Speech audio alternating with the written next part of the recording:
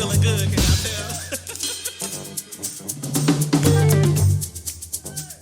tell? Brother Ray, we'd like to welcome everyone to the Brooklyn William Mackey Jr. History Club.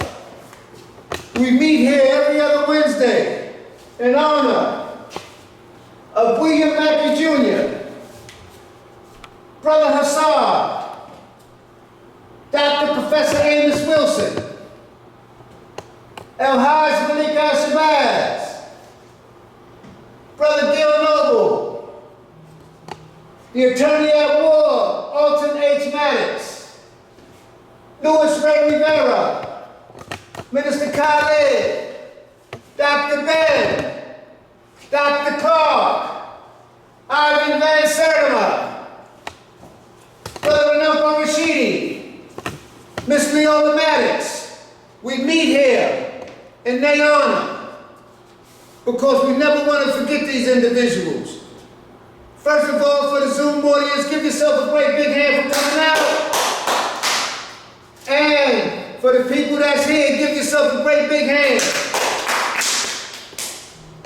So we're going to bring the camera over in honor of Miss Leola Maddox, who drove an old car, and she worked in Teaneck, New Jersey.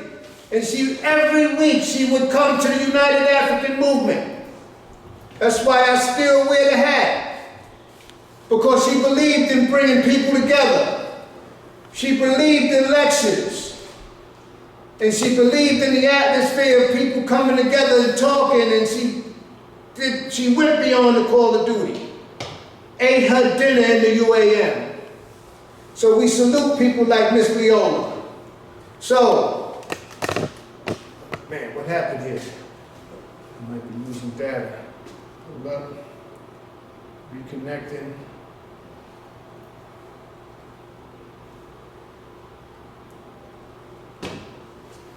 We never want to forget Miss Leola Maddox. I don't know what's up with the, so we're going to bring the camera over to the Amos collection.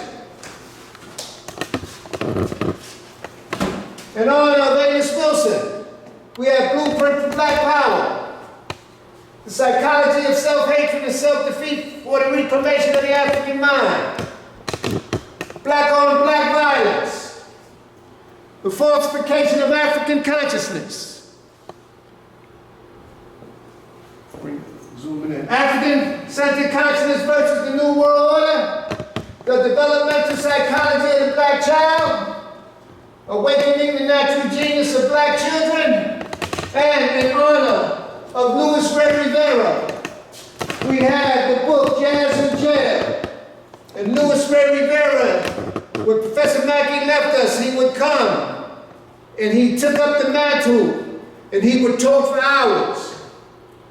And when we would walk him home, he would still talk for an hour and a half. Jazz in Jail in honor of Louis Ray. S.K. Damiano, Distorted Truth of Bastardization of African Cosmology, and Revealing the Unspeakable Bible Verses, the truth about Judaism, Christianity, and Islam, the Holy Trinity. So we have these books. Now I have some other books that I want the listening audience to know about. You can get the books. You could go to YouTube, go to Amazon, A Books, and get these books and read them, and get all the information that you need. And this way, it's about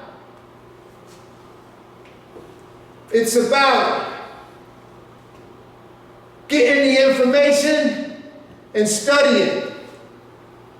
So we have these books. Dope Incorporated. The British Opium War Against the World, and you see all kind of weed shops opening up. Well, on page 48, you have a picture of George Soros, who has the majority of all these people on his payroll. It's an excellent book. In honor of Cynthia McKinney. No, we have The Shadow Party, how George Soros and Hillary Clinton and the 60s radicals seized control of the Democratic Party. We also have In honor of Big Harold, the transfer agreement, the untold story of the secret pact between the Third Reich and Jewish Palestine. Also, Cynthia McKinney, when China sneezes, went from the coronavirus lockdown to the global political economic crisis. In honor of Louis Ray and Brother Trust, Max Duman, Jews, God, and History. Excellent publication.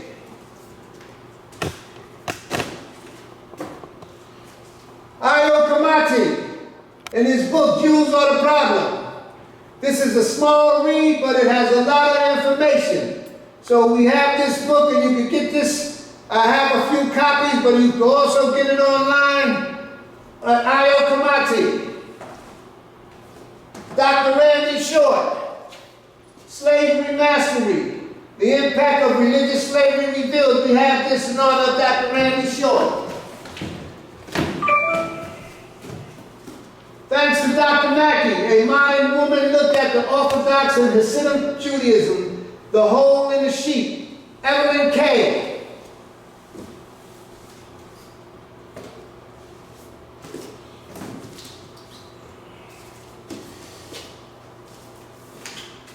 Without Sanctuary. Lynching photography in America. And everybody talk about reparations. And if you see the pictures, you got the dogs getting ready to chase down the lynching of Willie Jones. Also, you have two guys hanging here in Marion, Indiana. And that's not down south. So this book, Brother Hanging from the Bridge, with all the people with their cameras and everything. So this book, Without Sanctuary, excellent. Here you got 3 men in Kentucky. So this is not just in the South. Here's a brother that was hung in Wrightsville, Georgia. So everybody's talking about reparations, but they don't seem to have this book. I wonder why. They want to do a study. Why ain't nobody studying this?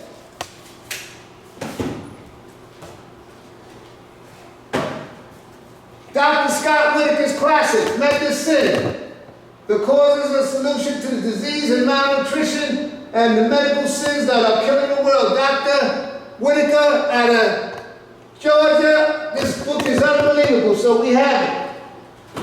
Also, Edward Down, Causes Unknown, the epidemic of sudden death in 2021, 22, 23, 24, 25. Dr. Edward Down does an excellent job with this book, and it has photos of people who all of a sudden had sudden death syndrome. Chancellor Williams, The Destruction of Black Civilization. We have Robert Kennedy's classic. You got a double header.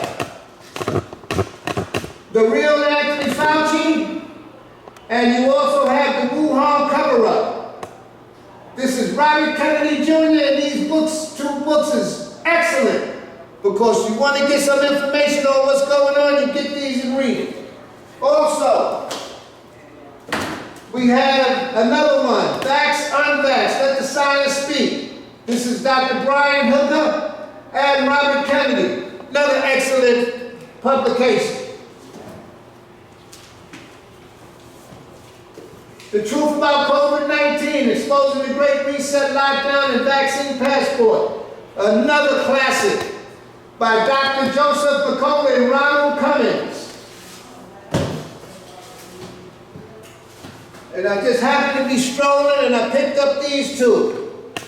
Capitalism on a Ventilator. The impact of the 19 in China and the US. And this is Dr. Senator Rand Paul. Deception. The great COVID cover-up. And you can get these books and do your research and do your reading for educational purposes. They have these books all over the place. Doc, I'm going to name your book that you mentioned last week. That's it. We have a blockbuster, The Unspoken Alliance, and I picked this up off Amazon. The Unspoken Alliance, Israel's secret relationship with apartheid South Africa.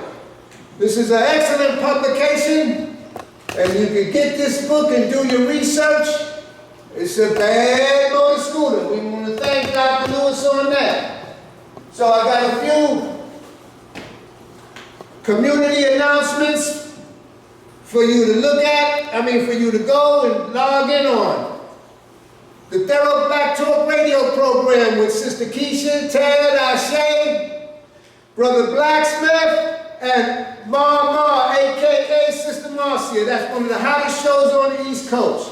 And they're kicking it live every Thursday on Facebook and YouTube. Blog Talk Radio, our Philadelphia connection, with Sister Empress Chi and the Million Women's March. That's every Saturday at 10:30, and the telephone number is 1319-527-6189, and you can tune into that program on Saturdays at 10:30, and Sister Empress, Brother Lumumba, and the people out of Philly are really laying down some excellent information. Ayo Kamati on Sankofa Revolutionary Radio comes on at 10 o'clock every Monday with Anthony Mohammed, WXYP 95.1 FM out of Birmingham, Alabama. And you can log on to that and even call in, so that's at 10 o'clock in the morning. Also, our Baltimore connection, I call him the Powerhouse. Brother Darren Muhammad, State of the City. Tune In Radio, he comes on sometimes Wednesday or Thursday, but the Saturday program at 12 o'clock on YouTube and on Instagram under State of the City, Darren Muhammad, I call him the Powerhouse. The brother's laying it down. You want to give him a great big hand. Also, every Tuesday at 7 o'clock, you want to get a lot of information from Dr. Aline and Your Immunity Project. That comes on 7 o'clock, and it's a bad, oh man, Dr. Aline really be laying it down. So it's called Your Immunity Project on California Radio. Also every Friday, and I heard they had an excellent program with Brother Sababu of African World Info Systems. He was there. I couldn't make it, but I heard the program was excellent. You got the African Echo Study Group out of Newark, New Jersey, and they're doing the psychology of self-hatred and self-defeat for the reclamation of the African mind. And not only can you hit it on a Friday night, they also give you a double header on Saturday, and that's out of Asbury Park, the Know Thyself Study Group with Brother True, Danny, and all the brothers out in Asbury Park. Brother Trust Graham is also the mediator of that group, and they're doing Chancellor Williams, The Destruction of Black Civilization. And Chancellor Williams is going to, in this book, in the way Trust lays it down, he lays out all the mistakes that we made. Also, the Summertap organization with James McIntosh, Miss Richard Dean Theodore, and Sister Betty Dobson, they gave a blockbuster program Saturday, and it was on this program where Netflix made some kind of cartoon series on good times, and totally disrespected and disgraced black people. And I want to thank the Summertap organization, because they just keep doing what they're doing and disrespecting us. They've been doing it in Hollywood. And if you get the book, An Empire They Own by Neil Gerbler, How the Jews Invented Hollywood, it'll tell you how they set this scenario up, and they have been disrespecting us in the movies ever since. So I wish people just wake up and get rid of that Netflix subscription and let them know we are tired of being disrespected on the movie screen. And we're not going to take it no more. They just keep doing it. I want to thank Semotap and Dr. McIntosh and the powerful speakers they had on that program Saturday. Big ups. And if you want to know anything about the Semotap organization, you go into Semotap and the radio program Minefield on WBAI. So that's excellent. You can view all the lectures from the Brooklyn William Mackey Jr. History Club on YouTube. The powerful blockbuster series that Dr. Lewis and the continuation of what's going on in Africa, and all the lectures from Keisha, Brother Mike, and everybody, Dr. Munderson, and you go into the lectures and you do your own research and you study, and that's what it's about, providing education for people to go through and check it out. So that's just a few information that's coming on. So now, ladies and gentlemen, we had Sister Keisha that came up, the big ups for Thorough Black Talk. She can tell you more about her program. We let her come back to do a part 2 from Women History Month. Ladies and gentlemen, we want you to give a great big hand to our sister Keisha, and she's going to be the keynote speaker. Thank you very much.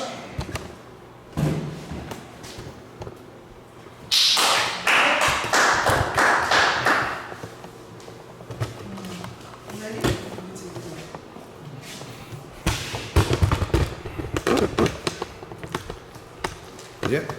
Ready? Yeah. Tonight, family, we're going to talk about how Black culture, creativity, and innovation drives businesses. And the comparisons that I'm using is Beyonce and Tom Burrell. We are going to look at some highlights that have been happening recently as it relates to Beyonce and the, I think, one of the most underrated literary minds of our time, Brother Tom Burrell. We'll go through some chapters in his book, Brainwashed. And you might ask, you know, what is the relationship between Beyonce and Tom Burrell? Both of them understand the genius of marketing. Both of them understand the relationship of marketing as it relates to Black people, right? Personally, I don't know anything about these people. I don't know anything personally about Beyonce or Tom Burrell. I have no idea. I'm just going off of the information that is provided to us. Now, the last couple of times I was here, we talked about Black music. And one of the genres that we talked about was country music, and I told you all where it was going to go. That it was going to take off in a huge way. But what do I know, right? Okay, so now that we all seen that it has taken off in a huge way as far as our people are concerned, and that's what I'm focusing on, our people. That it has taken off in a huge way. So much so that once Beyonce decided to release her country-esque themed album, because it's not really a country album, but it's country-esque themed, literally broke the internet during the Super Bowl, broke the internet. And so, right now, she is driving businesses that she has no personal affiliation with. So let me make that clear. She has no personal affiliation with various genres of business. However, she is driving the market. Let me show you here. It said, and we'll just look at, you know, headlines before we get into our reading later.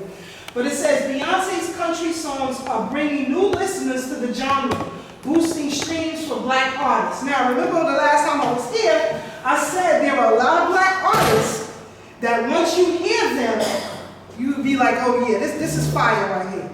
Some of the most race-conscious music that you ever want to listen to right now, these young country music artists. So, after the release of, or the debut of Cowboy Carter, 2 singles, 16 Carriages, and I forget the other one, Cowboy Carter. Anyway, once she did that, immediately stream use for other Black country artists took off. So much so that in the finale of her album, Beyonce brought in some of these artists that I was talking about, that I gave you all information on before. And now their revenues are going through the roof, right? This Cowboy Carter album review, a legendary homage to the origins of country music. Not only did the careers of these artists that I mentioned before took off, but there is a renewed interest in black country artists of the past, most notably Linda Martell, who is the black mother of country music. So, again, just by her speaking of it and releasing 2 singles from the album, it's taken off. Now, as far as the fashion industry is concerned, the white cowboy hat that she's wearing now, I believe this is a Stetson just specifically for her. However, she has increased revenues of companies like Boot Barn by over 600% just by her releasing these 2 albums. So you have, other Hollywood insiders and things like that who now want a piece of it, because let me tell you the genius of her marketing. This is taking me. But anyway, she collaborated with these younger artists that I mentioned to you guys before. And let me just read this. It says, Beyonce worked with a variety of artists to make country, relevant again, pretty much. And by her doing this, she was allowed to have these new artists on her new album. So, you would get artists like Willie Jones or Tana Adele or many others. But the genius of Beyonce doing this, she incorporated 2 legends, white legends, to solidify her as a country music-esque artist, right? And those 2 legends that are on her album recorded is one Willie Nelson, the other is Dolly Parton, right? She also did a Dolly Parton remix, right, Jolene. So it has taken off in such a huge way that white folks in the Hollywood spheres have unleashed a barrage of criticisms towards Beyonce and blatant racial disrespect to her. Again, like I said, she has no affiliation with these small businesses, but no other country artist before her ever drove sales the way that she did in just a month's time. So you had people or companies like Boot Barn who were once considering closing some of their stores down. They are now opening up more brick and mortar and putting more product online because of the release of her 2 singles, right? Now the full album is out, but this happened during the release of her 2 singles. Now, here it says, how Beyonce approved Partlow is elevating the cowboy boot beyond Western wear, right? So now everybody is looking for cowboy boots, and it's just not for, the folks down in the country or whatever. This is becoming a new thing. The brand has exceeded launch projections by 50%. It's on a 7-figure run rate in its first year of business and tracking a 60% sale increase from Q1 to Q4. Q4 to Q1. So again, this woman is driving business, interest, and the careers of other folks that she's not going to get paid from. She has no affiliation with these groups or companies. However, she is driving this industry. And that's the power of marketing. What happened to the black movement? I think Ray mentioned earlier, black folks ain't upset about nothing no more. They not worried about nothing. Things is about to hit the fan. However, the black movement was never marketed to black people as a business. The black movement was singular in different times. So whether you had, I don't know, the baby boomer generation, you had the civil rights generation, you had your black power generation, none of it took. Otherwise, we would still be in that mode today.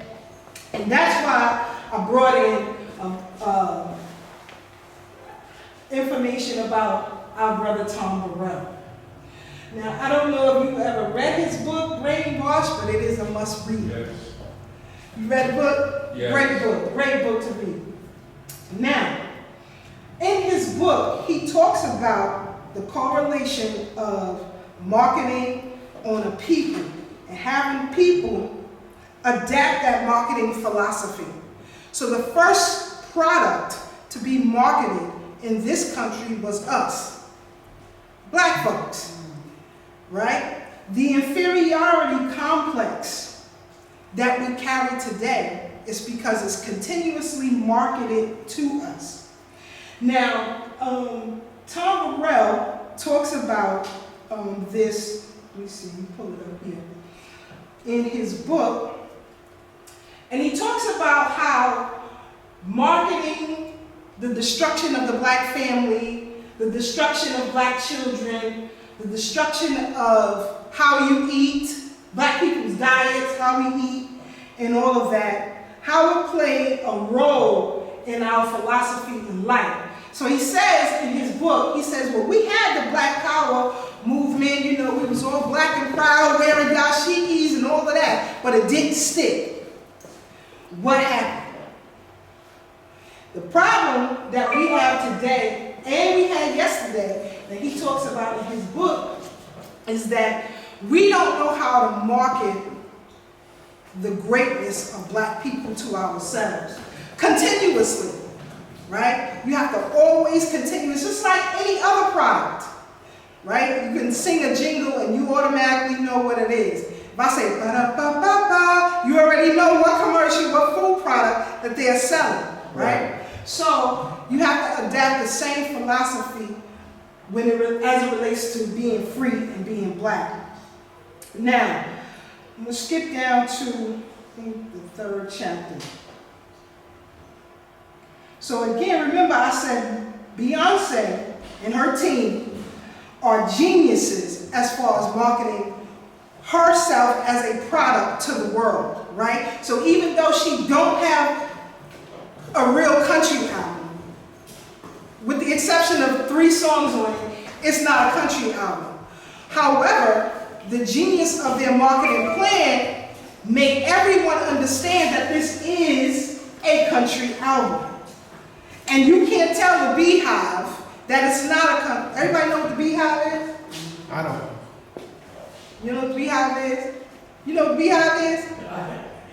I just know it's a name that they call Beyonce. Okay. Well, sure. Well, the Beehive are Beyonce's fans. It's a band, right? And it's a group that you don't want to mess with. Yeah.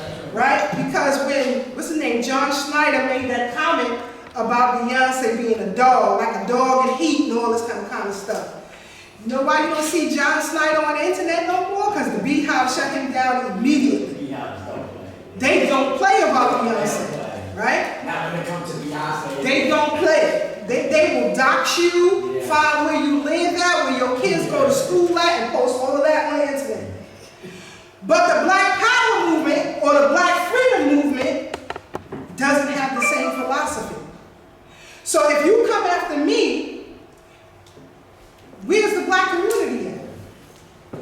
Right? We don't have that. People can talk bad about Dr. King, Coretta Scott King, Malcolm, Elijah Muhammad Webber. Try that with the Beehive and see what happens. And see what happens. And these businesses understand that. So whatever she projects, if she projected it as a country, that's what it is. We don't want no problems with that. Right? So, Mr. Burrell, he talks, let me read this. He says,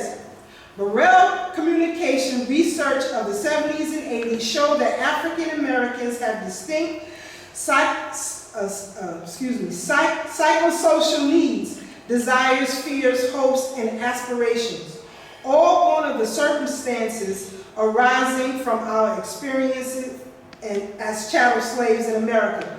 We discovered, for an example, that 1. Black preference for high-end status brands was driven by the need to compensate for a feeling of low self-esteem. Again, these brands that are taking off because of Beyonce's country-esque album, they are very, very high-end. The boots that I tried to pull up, but the picture went kind of blurry, those boots alone cost you $5,000. But you got black women online talking about getting no boots or having those boots, right? But there is no talk of giving $5,000 for freedom. Giving $5,000 for attorneys to help us in our fight for reparations, right? There is no talk of that. But if she was to say it, everybody and their mama be flying down to Mackey's with cash in hand. The power of marketing. Our penchant for a lopsided spending savings ratio grew out of our need for immediate gratification based on a chilling pessimism about an uncertain future. So basically, we know you can't afford all of these things, these high-end brands, but we want to buy ourselves close enough to whiteness, pretty much. I can buy, that's why you see these hip-hop artists and actors flossing, throwing monies at strip clubs and all that. I want to buy my likeness, my appreciation in this world. We over-index spending disproportionate amounts in every product category related to cleanliness, from feminine douches and scented laundry detergent to car deodorizers and household disinfectants, primarily to compensate for being historically stereotyped as dirty. So you want to buy your way, your freedom. And if you research online, you can see, if you put in your Google search or whatever you use, but if you put it in there and you ask it,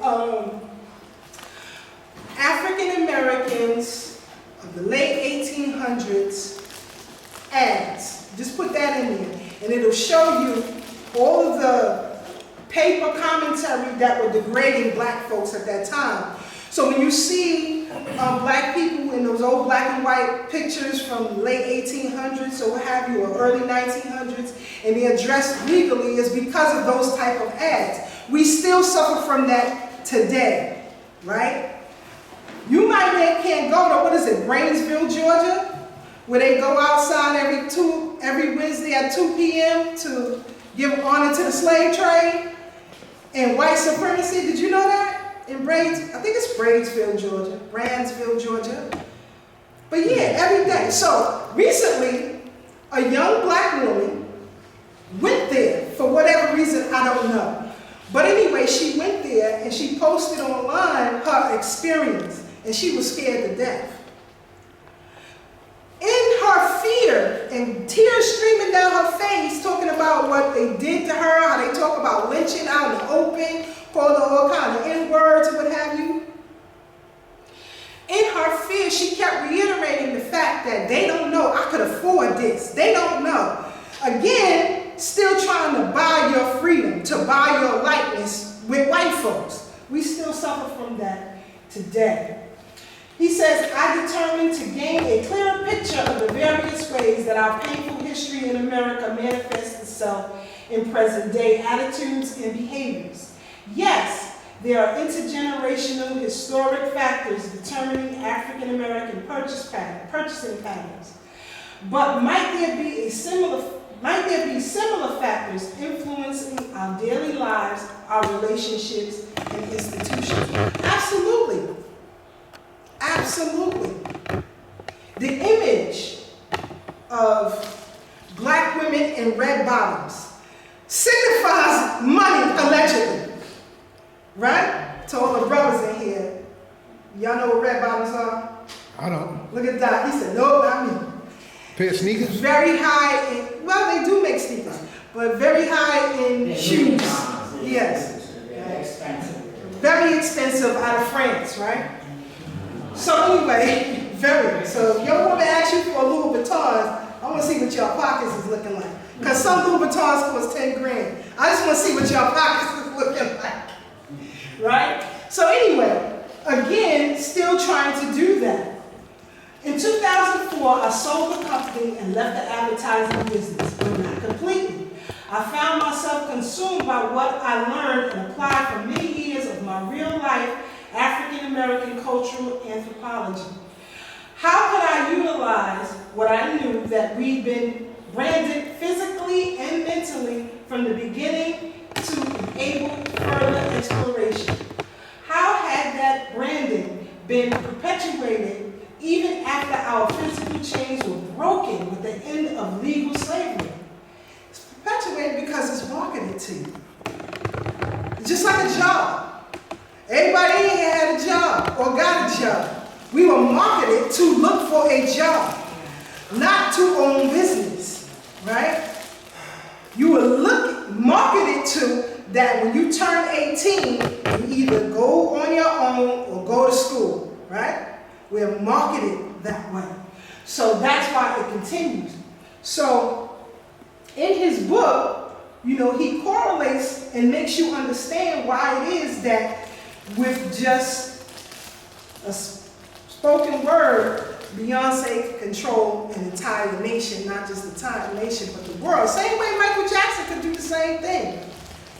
Back in his day, if he was still here and he put his stamp on something, everybody gonna take to it. But he was able to do that. Garvey was able to do that. So many others were able to have that charisma, that personality that a lot of us today lack. And the reason why I have to say this is because a lot of us are so out of touch. Unfortunately, right? Earlier today we were having a conversation about where technology is going. Today people still try to play catch up that you should have learned 30 years ago. And me as a teacher, if I'm teaching you something, I don't have time for you to go back to kindergarten. You're either in the 8th grade or you're not. So I can't go back to kindergarten and teach you. So basically this is what Mr. Burrell explains in his book. He talks about the black breakdown of the black father. If all the images that you see of a black man on television shows like Maury Povich or anything like that, it's not in a good light. Even if now you have a bombardment of reality television shows, right? All of these reality television shows, if they have a straight black man in it, he's looked at as a brute or non-caring, right? The black men that are highlighted in these reality television shows are homosexual. Period. And so, Mr. Burrell talks about, in his book, how black men would feel inadequate in that, right? So here it is, you're the warrior class, if you will. If the black man is the warrior class, right? And the white man is the oppressor, and you've done nothing with him, that makes you feel inferior. So then you will come home, or he just gave various examples, but you may come home and you may beat your wife, right? Because you can't beat up your boss, right? Or you may leave the family entirely because you feel inadequate because you can't care for them the way that a man should or could, right? So he goes through all of these scenarios, but again, the common denominator is the marketing. To make you believe that you are inferior. And you have an inferior complex because even if you never saw a television commercial, if you never listened to a radio program or read a newspaper, just visually, are you the dominant? Or do you see yourself as the dominant female or male? I do. That's just because the way my mindset is that everyone else is beneath me. Every other ethnic group is beneath me. All of them. I don't care how great they are, how much money they have, whatever. All of them are beneath me. Why? Because I'm the original, right? So we have to change the mindset of how we see each other, how we look at each other, how we see each other in a society, and how we can make it work for us.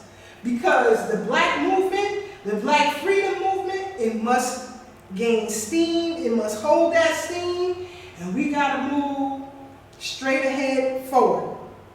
Because right now, and you all know this, everyone is ahead of black people.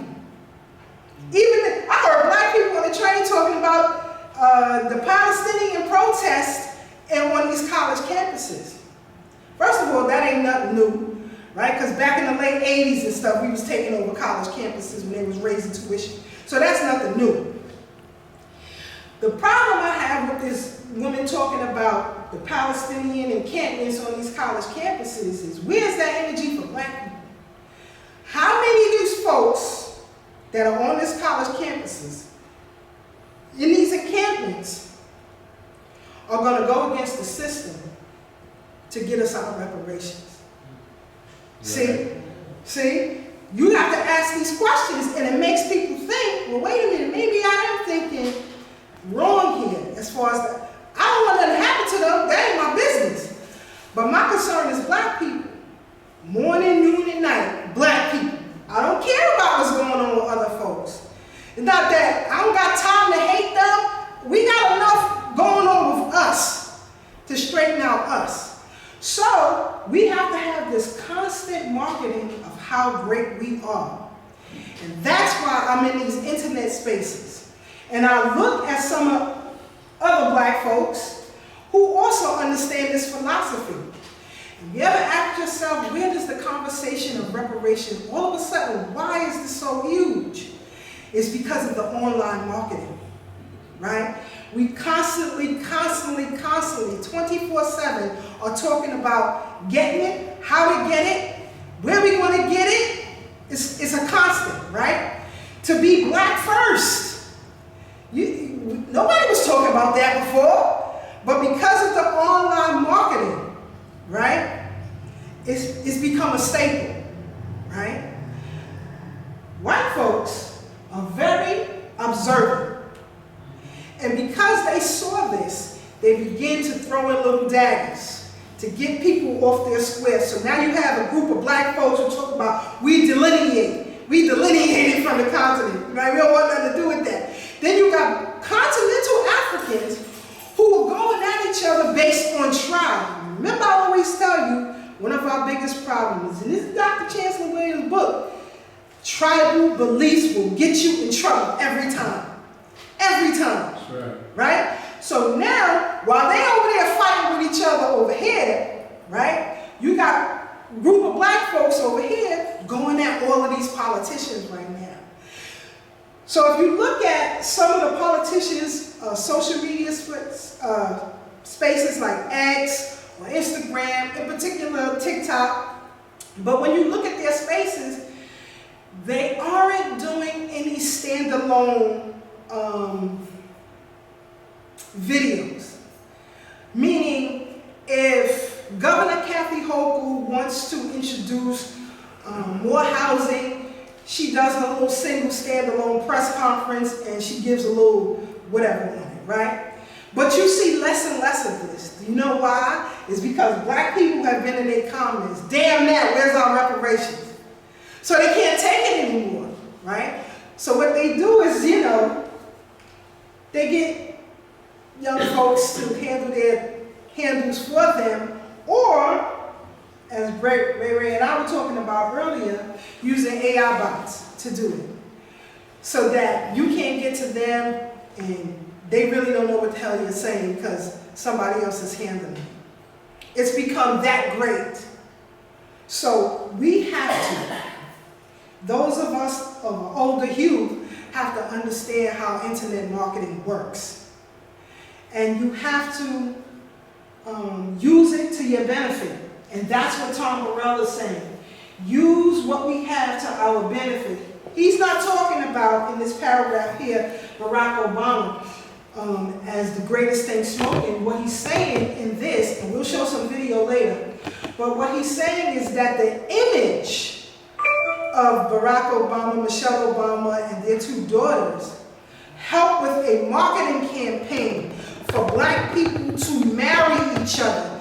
And the marriage rate has pretty much, it hasn't gone up greatly, but it has gone up for black people once they saw this family in the White House. So image is everything. Image is everything. And you have to be consistent with your message. And that's the genius of Beyonce. That's the genius of Kanye, right? With the stroke of a pen, these two musically inclined geniuses built businesses and destroyed them overnight. We in the Black Freedom Movement must understand this philosophy. And to do that, you're going to have to be in spaces that make you uncomfortable, right? So, Brother Ray mentioned UAM earlier. I had invited some speakers to UAM that those of us of a learned mind would say, wow, are they here? Definitely. You might say definitely, because he knows what I'm talking about. However, the mission was accomplished because the place was packed with young people who never even heard about UAM before. That was the goal. True. It wasn't the goal of these speakers because they can't teach us nothing. However, they had a big enough following. I said, aha, I know how to get them. I'm bringing in UAM. Now I got all of their followers coming in on a regular basis. See what I'm saying? We have to be in spaces that make you uncomfortable to make it work, right? When I first started our Instagram page, I couldn't get past 500 followers to save my life, right? But I understood the content that I had to put on there to drive the audience to us. Once they come over to us, then I can flip your mind, right? I can flip you real good once I get you over there, right? So we were able to get them over. Now we're able to flip their minds, right? So when I hear a lot of older folks say, well, I don't got time for all of that. I don't got time for all of that. Do you understand what you're missing out on? Do you really understand that it is a whole separate world that you're not a part of? So, it's just like here. You came down here tonight. You are a part of this world. You are part of this living world, but there is a virtual world that we have to be a part of, right? So, you may not get as many people here, but because BK Mackey History Club is a part of the virtual world, not only can it be posted on streaming platforms, but it can be shared thousands and thousands and thousands of times, right? But we have to be the drivers of that. And believe it or not, that is a 24-hour job. Companies pay people 80 grand and better just to handle their social media. Just to handle social media. Because it's that important. It's that important. So, the correlation between Beyonce's country album success and Tom Burrell's book Brainwash with the release of her country-themed Cowboy Carter, Beyonce has gained enormous popularity and success in the genre. So much so that companies that produce music, apparel, footwear, and accessories can claim greater profits. From stream searches to product placement, Beyonce is helping industries across the country reach extraordinary profit margins. This can be said for both commerce and brick and mortar. E-commerce and brick and mortar. Black country artists have gained more popularity and interest of their music. More and more people, especially black people, are interested in enjoying the genre.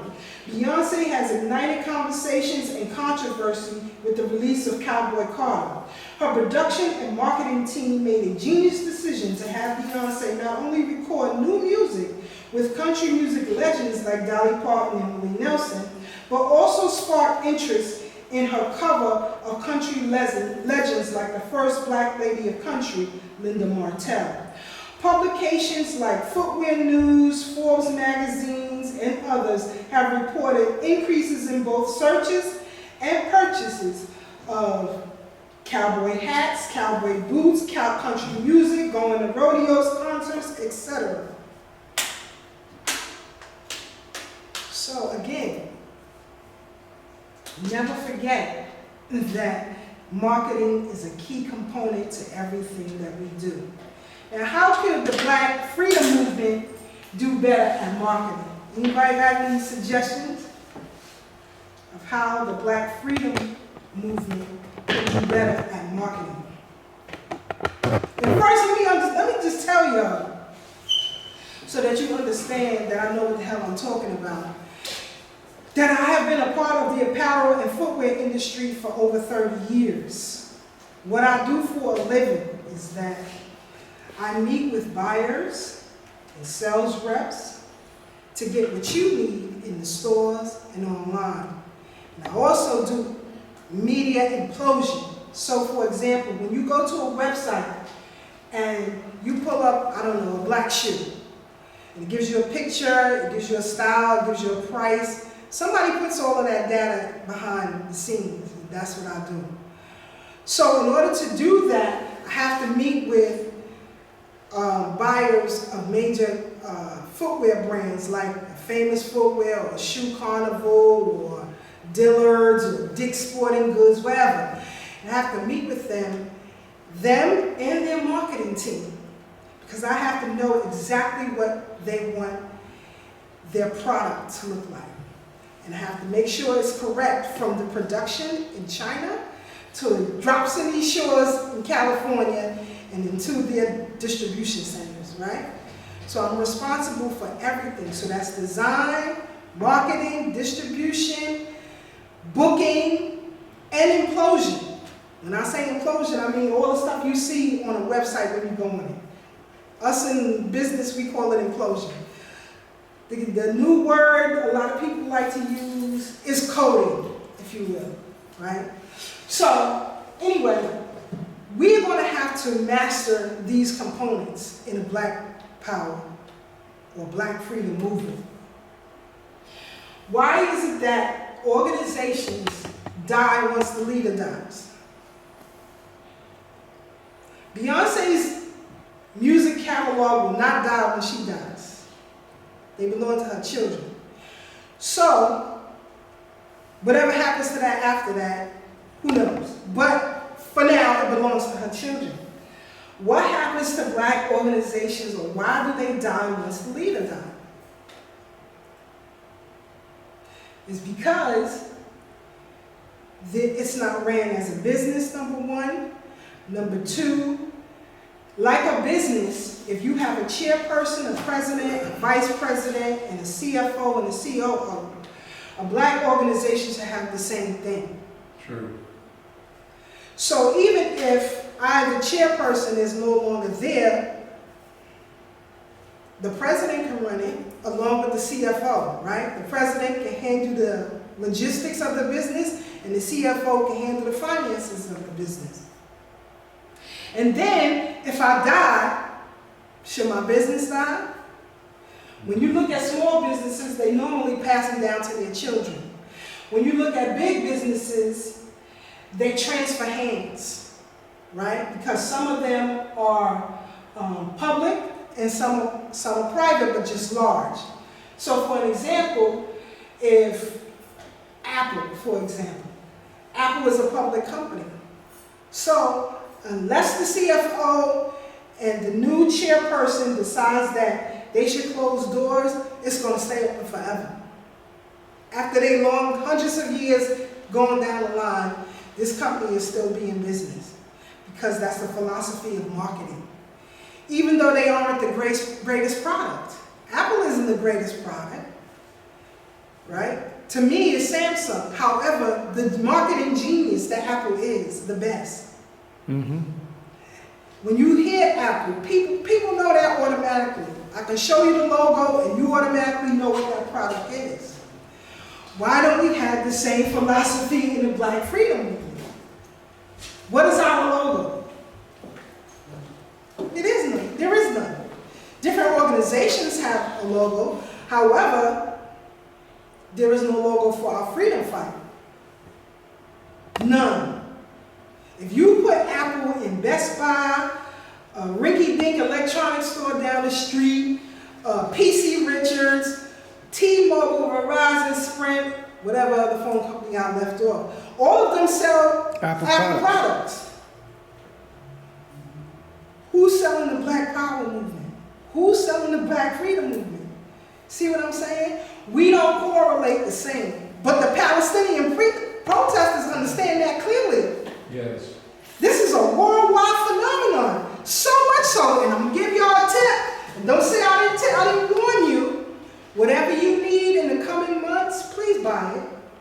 Because product is sitting in the Red Sea in containers right now. Vessels cannot move because of the infighting between Palestinians and Israeli fighters. So there are a lot of containers that are sitting on the water right now. So a lot of stores are going to have less and less product for a time being until they can resolve the issue in the Red Sea. This is where it's coming from. The Houthis and what's the name was fighting in the Red Sea. This is problematic right now. So don't say I didn't warn you. Don't go crazy, but make sure you have what you need. Now, we are in a crisis mode as far as our freedom is concerned. Everybody understands that, but nobody gives a damn. Nobody gives a damn. You have immigrants or migrants, both actually, immigrants and migrants, who came in with their own belief systems, their own way of life, and they are following that philosophy. You have corporations who are benefiting from that, who have their own philosophies. Where's ours? As Ray Ray said, CMOTAP did a program on Saturday talking about the disrespectful, not only commentary, but visualization of this cartoon of Good Times. It's horrible. And I only seen a 60-second clip on Instagram. It's horrible. But how many black people gonna give up their Netflix subscriptions? But if the Beehive told you, see the power? See the difference? And you know the Beehive have shut down businesses like that. All these young black people, white people, or so many are part of the Beehive, they will shut you down. So when the Beehive started talking about Israel needs to cease fire, look at all this Palestinian protests all over the place. They all over the place. If you walk past the encampment, they play Beyonce music. Why is that? Why is that? I went there the other Tuesday? Yeah, no, Monday. Why is that? The power of marketing. The power of marketing. Black people are suffering like hell in Palestine, but nobody's talking about that. Nobody gives a hoot about that. You see what I'm saying? So I want us in the Black Power movement to understand the philosophy of marketing, and we're going to get into a little bit more in a few minutes. I'm going to pull some videos so you guys can see and confirm what I'm saying. Just like the last time I told y'all, country music is about to take off in a huge way. In a huge way. You have artists. For example, there's one young lady, her name is Tana Adele. She had a country mixtape out. You know mixtapes. Anyway, she had a pretty good following. When Beyonce dropped 16 Carriages, a lot of people started Google searching, as I said, black country artists. And they found out how cool Tana Adele was. You know Beyonce called her, said, can you be on this album with me? You see the greatness? But you'll have black freedom fighters hate each other. I can hate you behind closed doors, but we in this fight, we fighting together. Right? Why can't we get that philosophy? Why? Why? It's the inferiority complex that Tom Burrell talks about in his group. You don't feel you can match up to that. But the Beehive do. They don't play about it. this thing smoking. So again, I think maybe we're going to take a break and then we're going to get into these videos because I want everybody to see what Tom Burrell is talking about as opposed to me reading.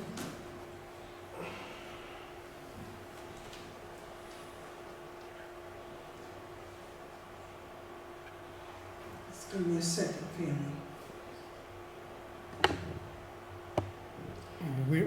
No break if anybody wants something, everything's in there. Unless, if you want to get up real quick. Give me a second. We want the freedom, so we don't get in trouble. All right. In trouble.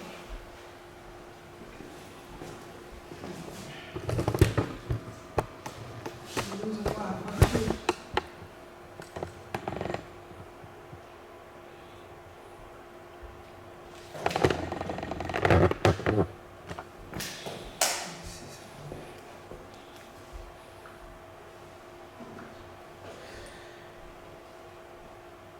I'm stuck. Here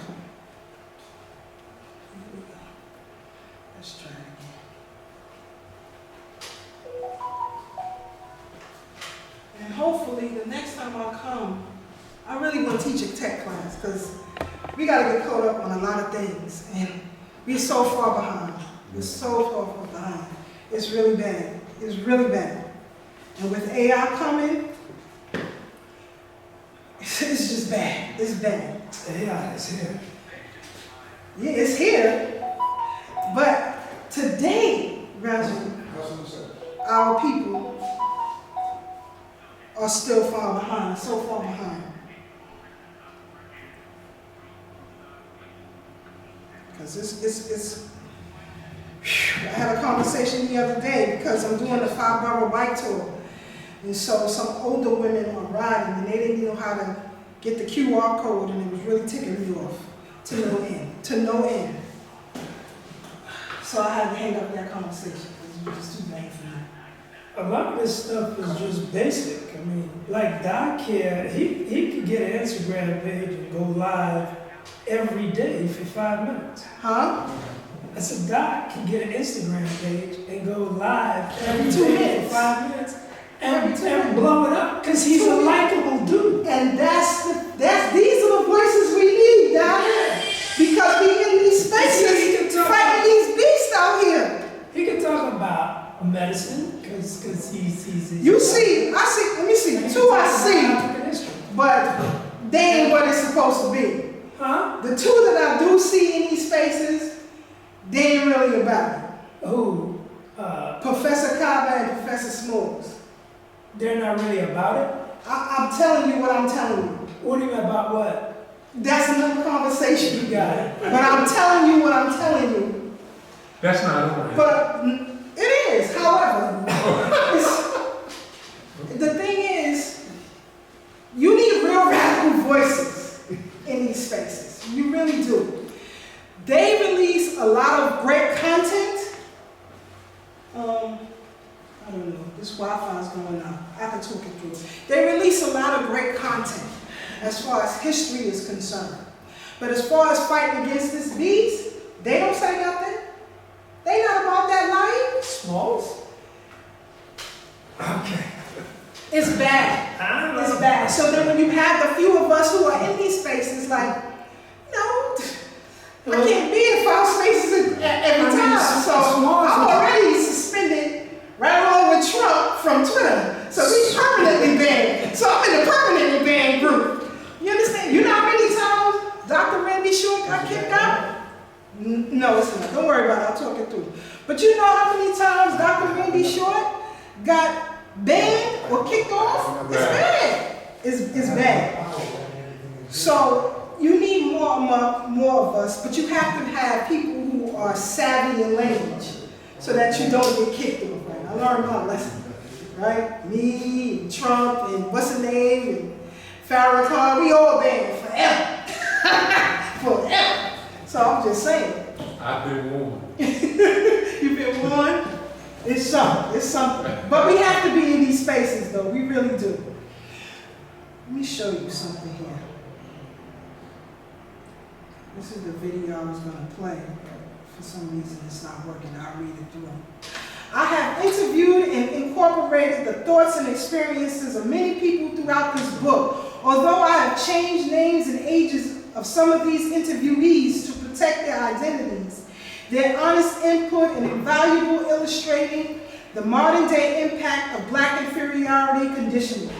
In Brainwash, we will question why we still think so little of ourselves, while our grandmothers still put their savings in a special offering plate to help pay for the pastor's new luxury automobile, while our children answer when called ho and N-word, while our one-time civil rights business and political heroes succumb to crabbing and backstabbing, and while we all too often avoid critical thinking about any of this. This book examines our subconscious perpetuation of myth of black inferiority by asking these fundamental questions.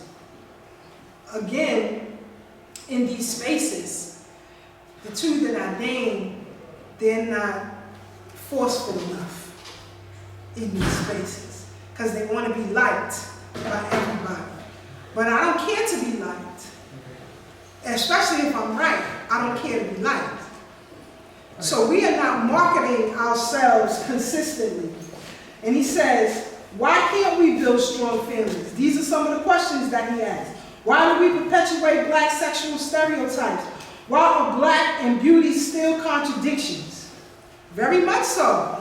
You got black people, black women now, BBLs, lip injections, removing ribs so they get a smaller waistline. What kind of foolishness that's still going on today? Why do we keep killing each other?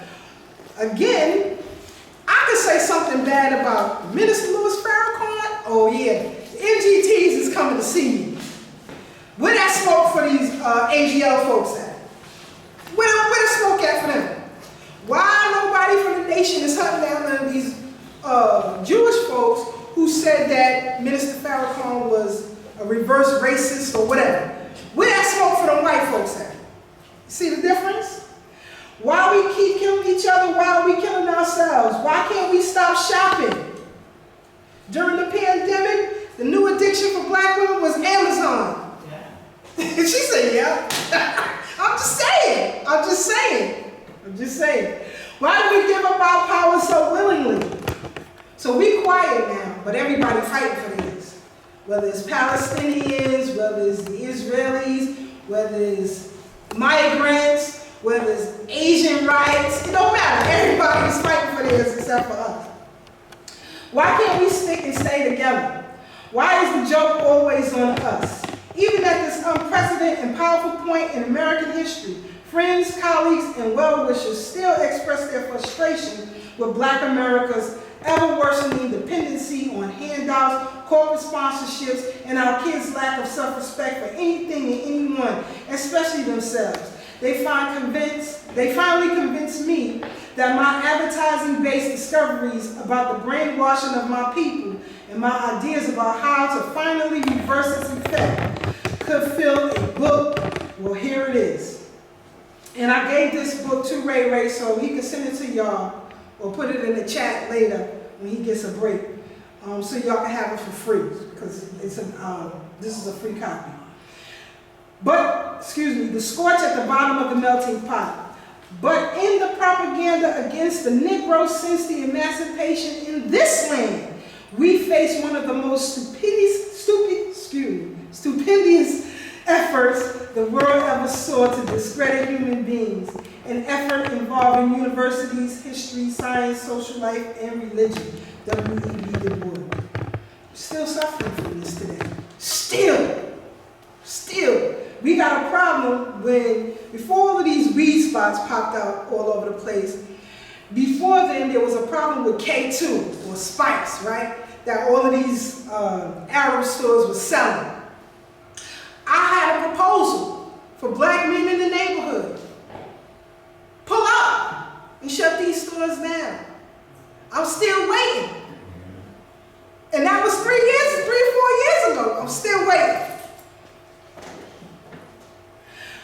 He says, fast forward worked 233 years. Yes, it worked brilliantly. That response, however, is incomplete. To discover the real answer, we must strip away multiple layers of complex conditioning. Part of the Black inferiority marketing campaign is to convince us that we can't handle the truth, that we are better off not knowing.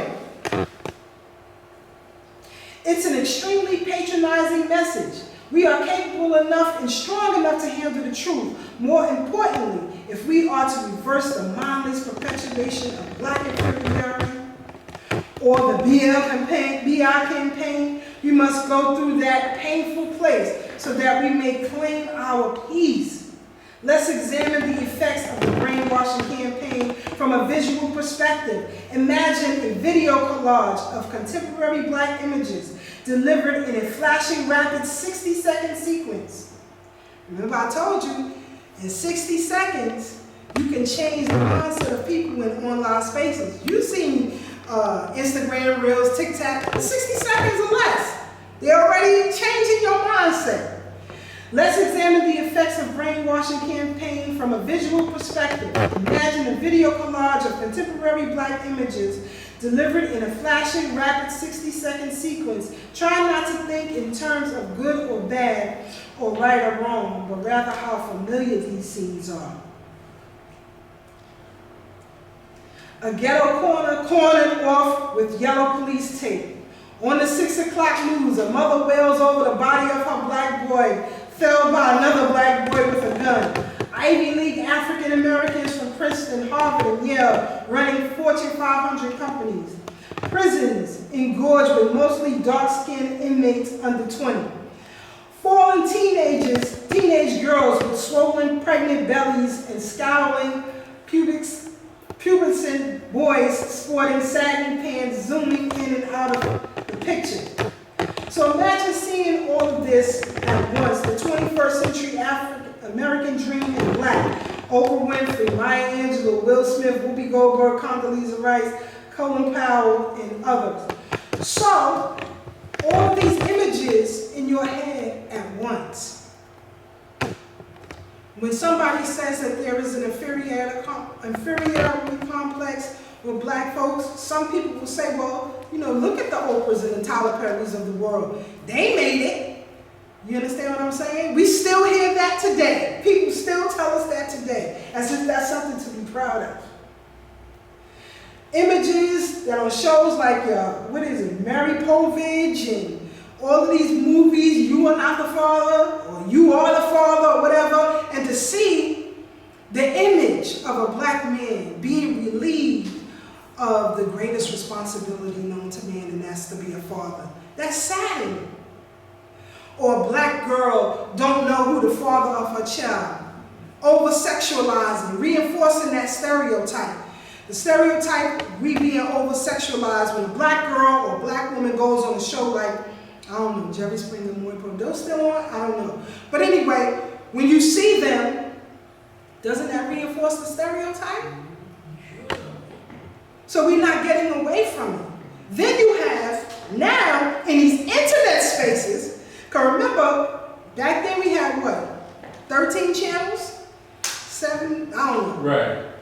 Okay, 13 channels. Now, you have millions and millions and millions of reels coming at you every day.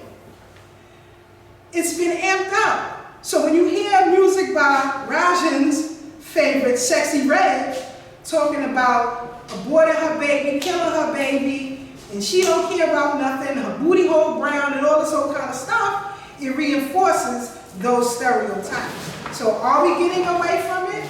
No, we're not. No, we're not. And in this media age, that's why I said it's very important that we are in these spaces. Because our young people, and old people, you got old broads, old women in their 60, 70 years old, talking about being outside. Are you crazy?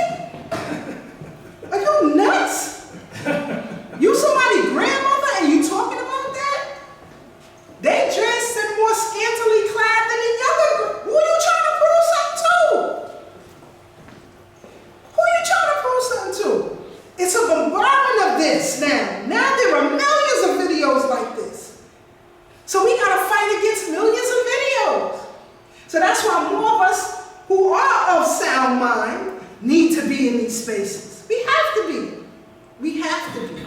And it can be draining. Trust me, it can be draining. Because you got to deal with crazy nuts. But we have to. Because the stereotypes are still being reinforced. And that's why we're afraid to do what we must. Right. You have, I would call, good men that we all know. They can't seem to find a wife.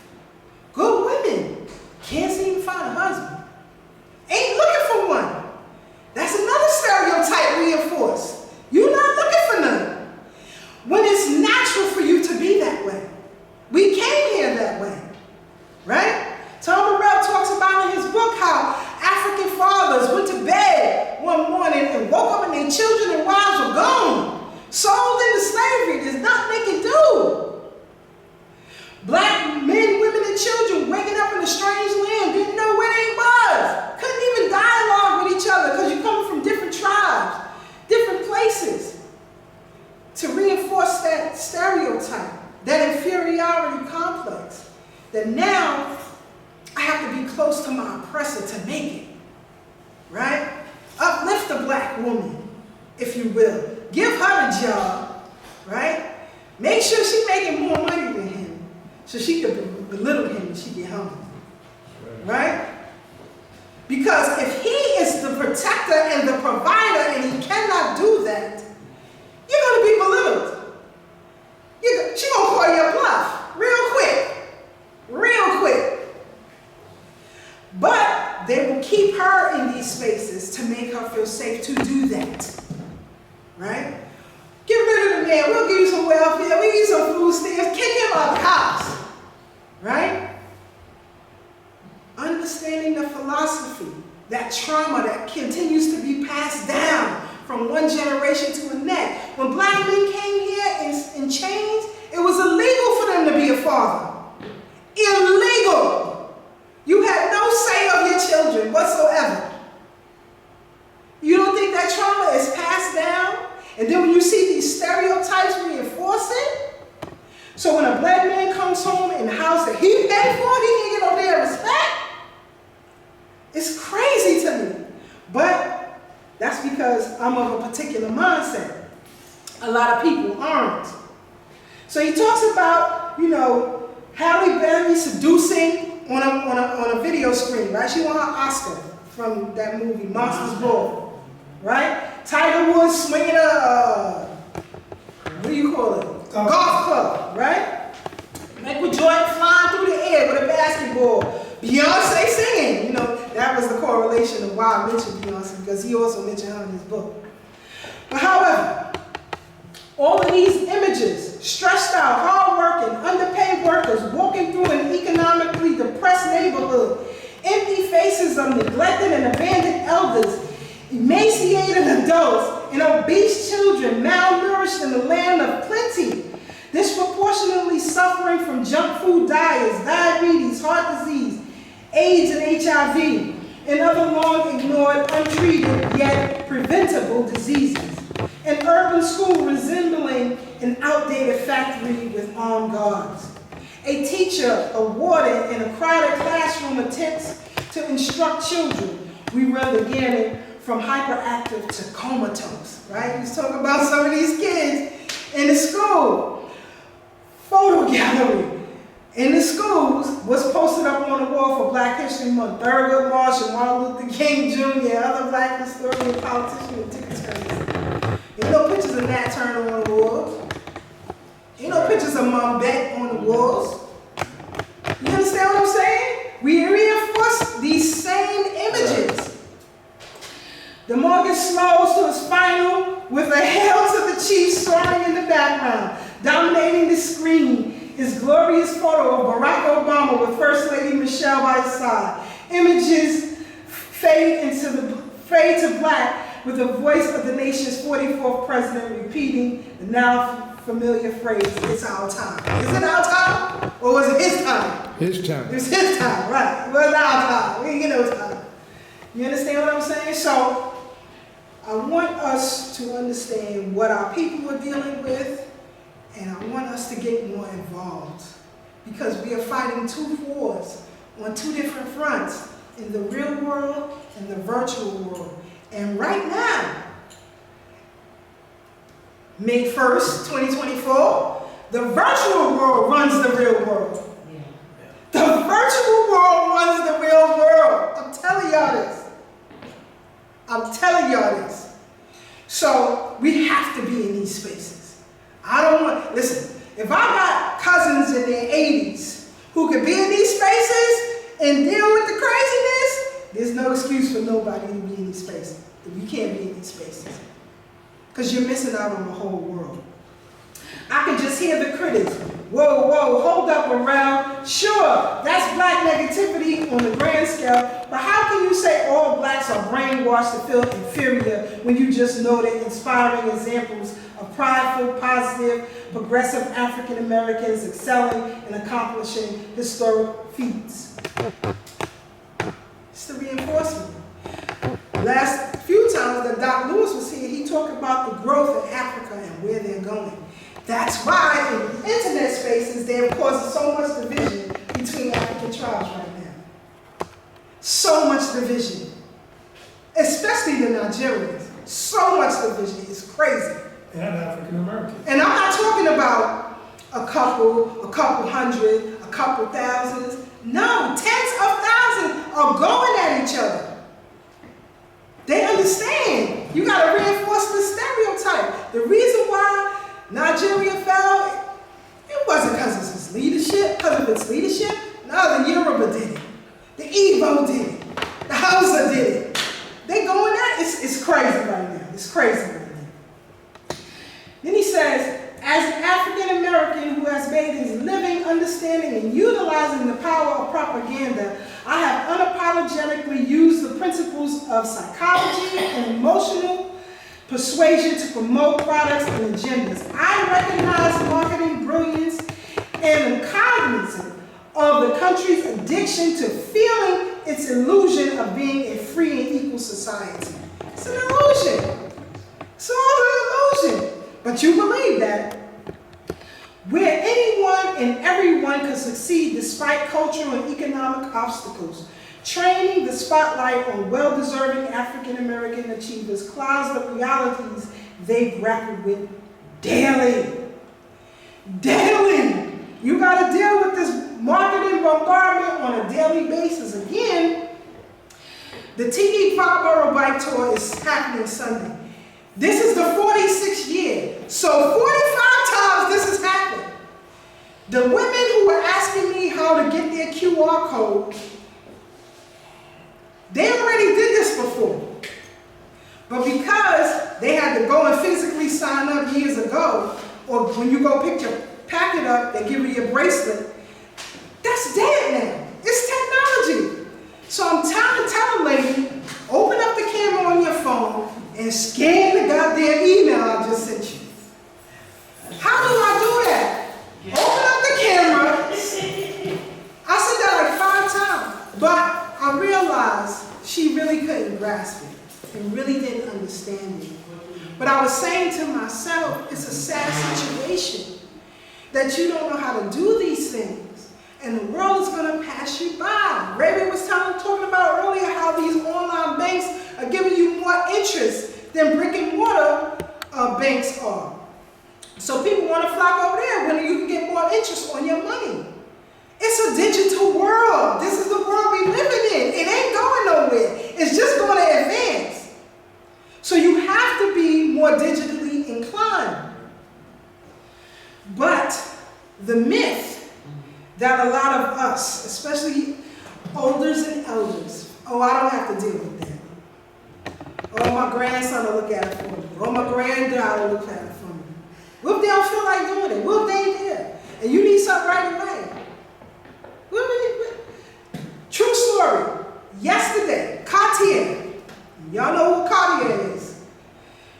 Their diamond studs normally cost 14 grand a pair.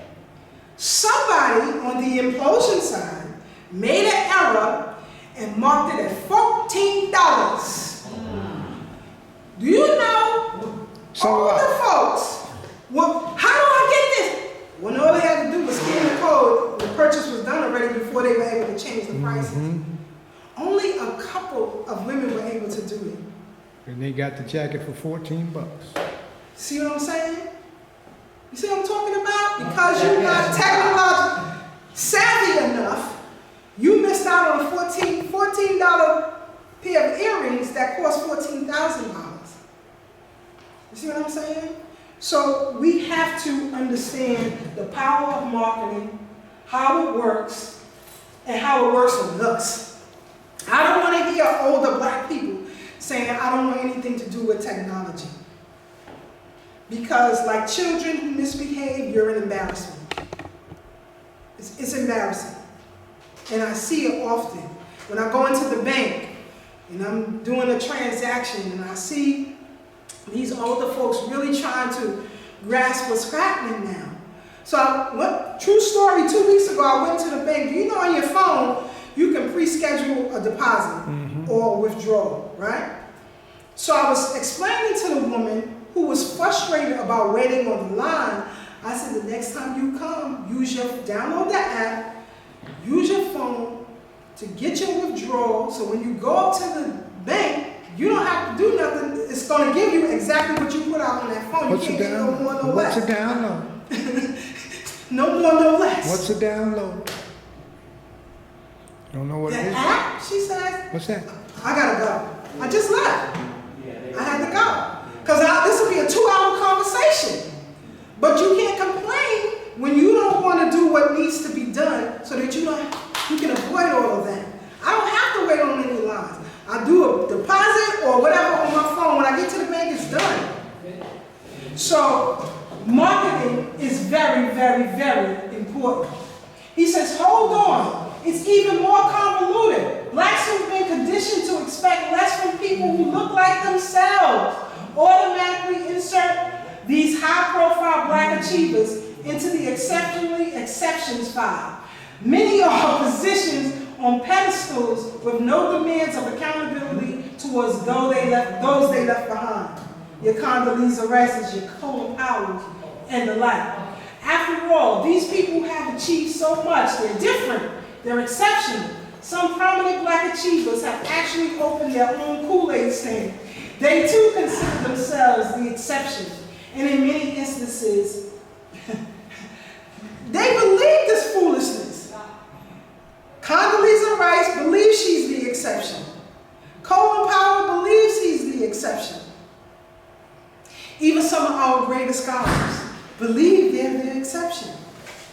When there are so many new scholars that are coming up behind our greats that are just as thoroughly researched than any of the greats that you know today, but we don't know who they are. The problem is, we don't know how to research them. We don't know how to look for them. It's not marketed to us. If it comes up in your social media, it comes up because you're a part of that algorithm. If it doesn't come up in your social media, and I can say such and such went viral, and you say, well, I didn't see that, it's because it's not in your algorithm. It's not in your algorithm. You're not using these things. So they're not going to market these things to you. Amazon recently sent me a request to do some online marketing for them. They'll send me product and I'll do all of that and make videos and all of that. But I said to myself, why would Amazon send that to me? The reason is because Amazon is in my algorithm. It's in my algorithm because it's a company that I watch. So being that I watch it, it's coming up on the markets. I watch it. I watch that, I watch Tesla, I watch whatever. So they sent it to me now because there's so many hits and clicks that I've made on looking and researching Amazon, their product, how they sell, what their market margins are for this quarter and going forward. Because of all of that, and the fact that I do videos for other brands, right? Shoe brands, you guys see me coming here with the shoes and stuff before. I do videos for other brands as well. 2 and 2 together, so Amazon said, okay, we'll send you some product, you make some videos for us. So now I gotta buy clothes. I'm done buying clothes. It's over, it's a wrap. Right? because it's marketed to me in that way. We're going to give you this product, you keep the product, just tell us how, if you like it or not. And people will say, well, how can I be downloading it? What are you searching on your phone? Because that algorithm base is not catching. So what are you searching on your phone? You have to see. I have so many people now sending me stuff, you know, pens, bracelets, everything, because it's coming up in my algorithm now, and people see that I market for other brands. I'm not gonna be buying nothing pretty soon. I'll be buying nothing. So I advise y'all to do the same thing. With BK William Mackey History Club, hopefully we can sit down and put our heads together to market this in the right way. And I'm telling you all, it may not be palatable to you, but it will be successful. It will be successful. So if you see somebody down here that I may have suggested to Ray, and you went, who is this clown? Watch who comes with him. That's how it goes. To get who comes with them. I don't care about what he's talking about or she talking about. We don't care. We just want their followers. Period. And that's what businesses do. Businesses tap onto followers. An inferiority complex taps onto followers. So the reason why Netflix can produce such a maggot animation of what is alleged to be good times is because it's in people's algorithms. Some people on Netflix is looking at trash like that. That's why it came up. That's why they put money into this budget to produce this. Somebody watching this kind of stuff. Tubi, to be another example. I don't know who the hell watched Tubi, but still, it's huge. It's huge. But the Black Freedom Movement is not. It's dead. It's pretty much dead. And others are killing it. You got your attorney Crumps, for an example, who are killing it in internet spaces. I can't be the only one fighting him. I can't be the only one fighting Al Sharpton. Al Sharpton is irrelevant in the world. But on internet spaces, it's a different thing. It's a different thing. I got blocked from his channel too, one of his pages too. Because every time he posts something, my response, it doesn't matter what it is. Most of the time he posts about his workouts and stuff. It's funny how you can work out early on a Saturday morning, but you never think automatics for saving your life and your freedom. That's right. Well, you So I got blocked. I'm blocked now. But I have other ghost pages that will get the job done. Thanks to Dr. Randy Short, told me how to do that. But anyway, marketing is very, very important. And I want the Black Power movement to learn how to market itself. Consider recent FBI crime statistics census figures associated with poverty, or the conclusions found in the book put out annually by the National Urban League, The State of Black America.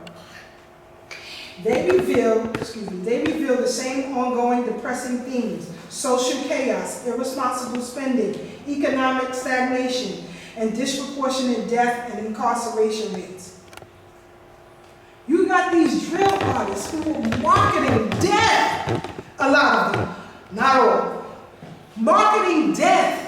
And you wonder why there are constant shootouts in Chi-Town and all these other places. It's marketed to them to accept this as normalcy. But if the Black Power or the Black Freedom Movement doesn't have an antidote, they win. Right. They win. So more of us have to be in these spaces. So get you a page. I don't care. It could be, well, it's not Twitter anymore, it's X. I'm not over there because I've been spending for life. But TikTok, Instagram, wherever. And Facebook, I don't mess with. No disrespect, but that's for old people. So I won't be over there. I got to deal with the young people over here that's getting marketed to on a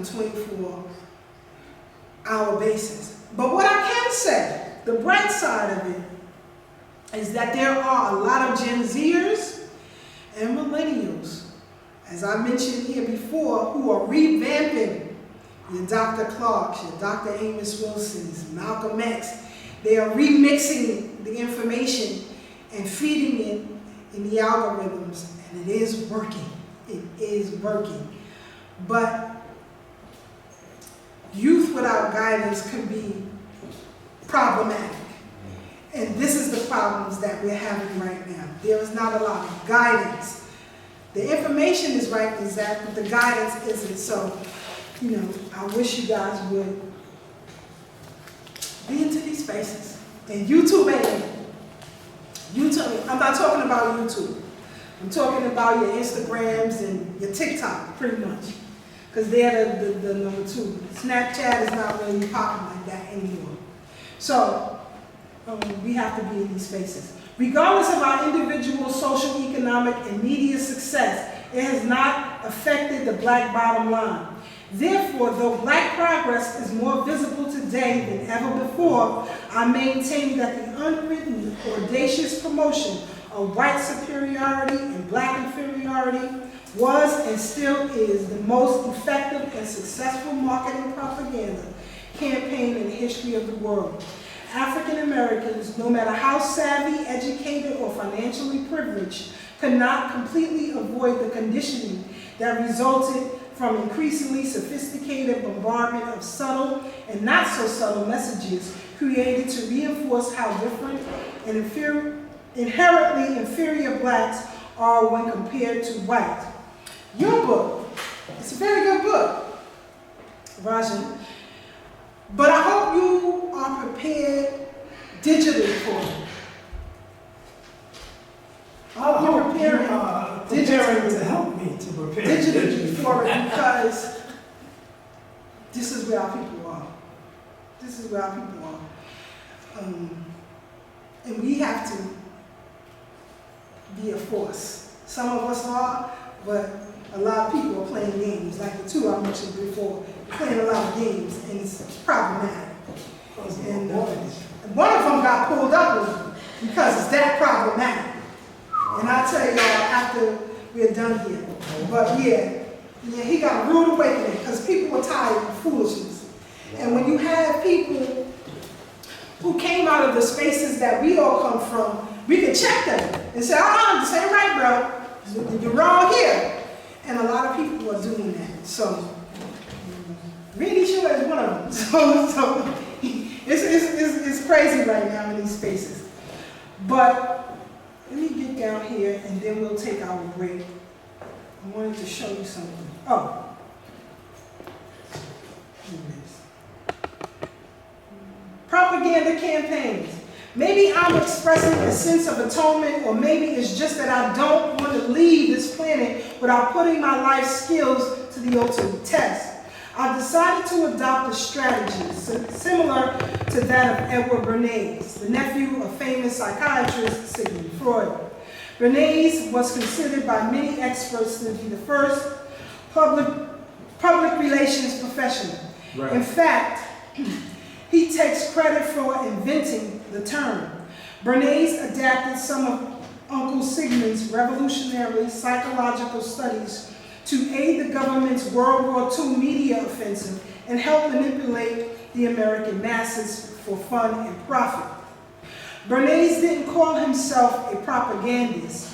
Back then, the Germans had already given the word the negative taint it still carries today. Instead, Bernays called himself a public relations expert.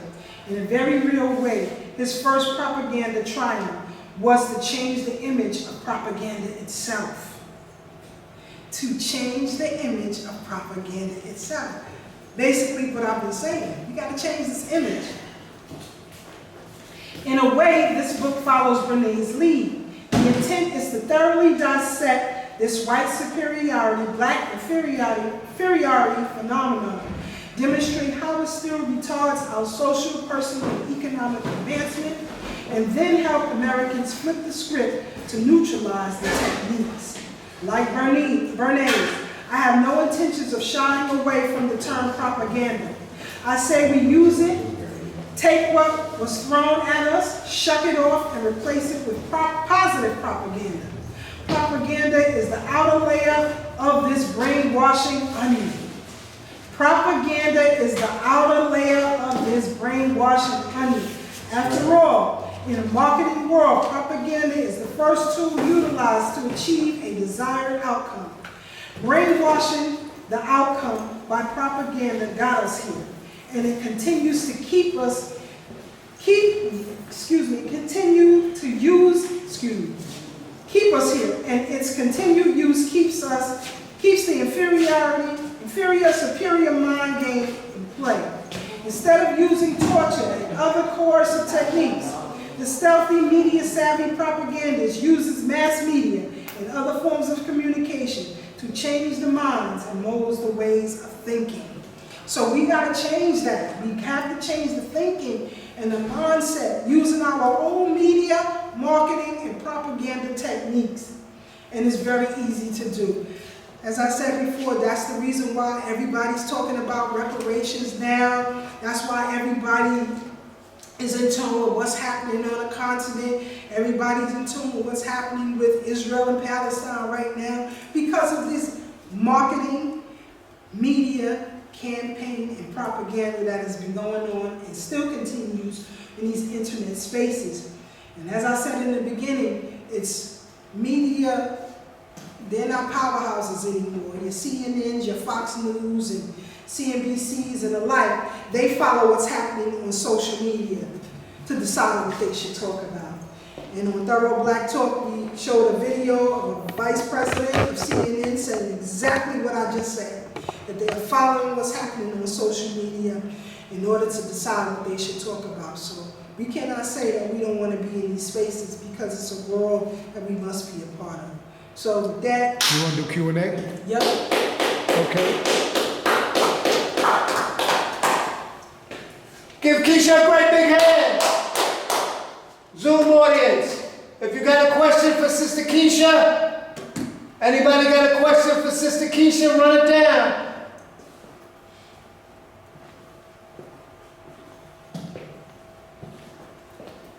Zoom audience going once? Go ahead, say it out loud. She's listening. Yeah, Sister Keisha, my name is Mikael. How you doing, my sister? I'm doing great, brother. How are you? I'm good, good. What are your suggestions about stocking up on the needs that a household need to, so they won't run out of stuff? Because I see that this thing is happening again and it's slowly creeping up on us. Yeah, slowly but surely, get what you need, right? Don't worry about what you want, get what you need. So if you don't have a filter in your house and you think you need water, then get water in your home. If you need to stock up on dry goods, then you should do that. Because right now, if you, for example, if you shop at places like Walmart, I don't, but a lot of people do shop for food and things like that. I'm telling you now, before it gets warm, just start stocking up slowly but surely, because until this resolution happens in the Red Sea, more and more containers are getting backed up. So, and then you don't know how long they've actually been sitting on the water, so you don't know the condition of the product that's brought in. So it depends on what it is that you're buying. Me, personally, I deal with footwear, and I do know that footwear molds, right? It goes bad, especially in damp conditions. You know, you can put your wet sneaker, and you can see it can turn moldy and smelly and things of that nature. So if there is leakage on these vessels, because oftentimes they're in leakage, but the containers are supposed to keep things safe. Who knows the conditions of these containers based on how long they've been sitting out in the Red Sea? So you don't know, and you don't want to take that chance. Okay, anybody? You guys saying something else, Mikael? No, you finish. No, I was thinking about what you were saying, because I've been stocking up on water and I'm trying to get a filtration system in my home. You know, to filter my water. Mm-hmm. And I'm stocking up on like different things I can eat where I can sustain myself through a day. Well, you know? it's look for like a full course meal, you know. It's funny how all this stuff is happening once again. To me, if you go back into the history, they had the supply chain issues when the trains was crashing. Now all of a sudden we got supply chain issues around election time, ships crashing in the bridges, all kind of nonsense coming in right around election time. Okay, we're gonna take one, Brother Lumumba, we're gonna take one from the floor and then we come right back to you, Brother Lumumba. The floor, Raji. Yeah. I don't really have a question tonight. I got a comment that may create some more questions. Let me go with a little Caribbean on you. Throw some pepper pot in there. Speak a little louder. We have, Pepper pot stew, go ahead. yeah, we have a different perspective on certain things. And also with my relationship with Ray and Brother Mike, and relating to music, because it seems to be a theme in the discourse. I don't hold the inferior complex as strongly as many people do. I think that's overrated, and the psychology behind that, I think is pretty much overdone. I get to sit in the car with these two gentlemen, and I get to listen to music from people I know, and I know well, but songs I've never heard before. Right. You know what I mean? And I remember listening to Gladys Knight singing on YouTube, and I don't know what Gladys Knight's ass looks like. I don't know what her tits look like. And that is way before this generation. The Pips were well dressed. Very much so. Gladys Knight was in an evening gown, Very much so. and she was whipping you apart with sheer talent. Right. And now, years later, after all our education, all our black history, all this stuff, we see whores.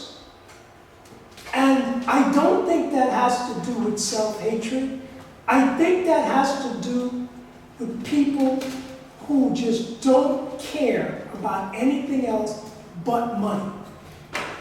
And I see this in hip-hop, and I think hip-hop is a driver in this. I think hip-hop is driving a lot of this nonsense. And Hip-hop or rap? to me, it's the same thing. I don't want to get into that semantics, but the bottom line is it's driving a lot of this, and there's a lack of concern. And now the pepper pot. In the Caribbean community, there was a stigma that we threw on black people, not me, I was too young, but that we threw on black people, African Americans, saying that they don't have a culture. And that's not true. I believe black Americans have wholesale abandoned their culture. And a lot of You it said wholesale abandoned their culture. I mean, there's a rich culture in the African American world. It's like its own world, and you know that. Facts. And there's several different types. There's Mississippi, Ohio, Georgia, Pittsburgh. It's, you know, the stew is all different. And we have replaced that with what we call hip-hop culture. And that is a education and a intellectual paradigm that I think threw us down a hill that is going to be hell to climb up of. So you said hip-hop is the driving force behind what we see today. Absolutely. I remember So if hip-hop is the driving force, a driving force, not the driving, a driving force. a driving force of what we see today as far as how men and women carry themselves, then what happened to the hip-hop that was conscious, and why didn't that stick? That did not stick, and I'm going to speak as an entertainer now, because I got a couple of different lives. That did not stick because, one, they needed to get rid of that. They needed to get rid of Brand Nubian. I don't like hip-hop at all, but I can't say I don't like Brand Nubian. I can't say I don't like Poor Righteous Teachers. I can't say I don't like, X-Clan, Jungle Brothers, and stuff like that. But they needed to get rid of that. And the lack of concern for our culture and our future was calcified in these talentless individuals.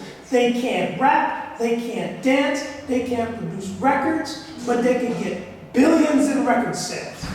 And they gave them that money to destroy our community. Now, when I say they, we know who we're talking about, but fundamentally, they can do what they want. And I never owned a pair of Nikes. Well, I never bought a pair of Nikes. Stuff was given to me. I was dropping niggas with Payless, dunking on them while they had the pumps. So, if you're gonna believe all this nonsense, in the book that you're talking about, I said, how the hell did we go from Duke Ellington to Drake? That's a choice, because you know better. Every little child is taught, when somebody gives them something, immediately the parent goes, what do you say? And that thank you is ingrained in us. And fundamentally, I think that these people don't care about anything but their money and themselves. I have friends who are dancers, top-notch dancers, who left the game when it became a whorehouse.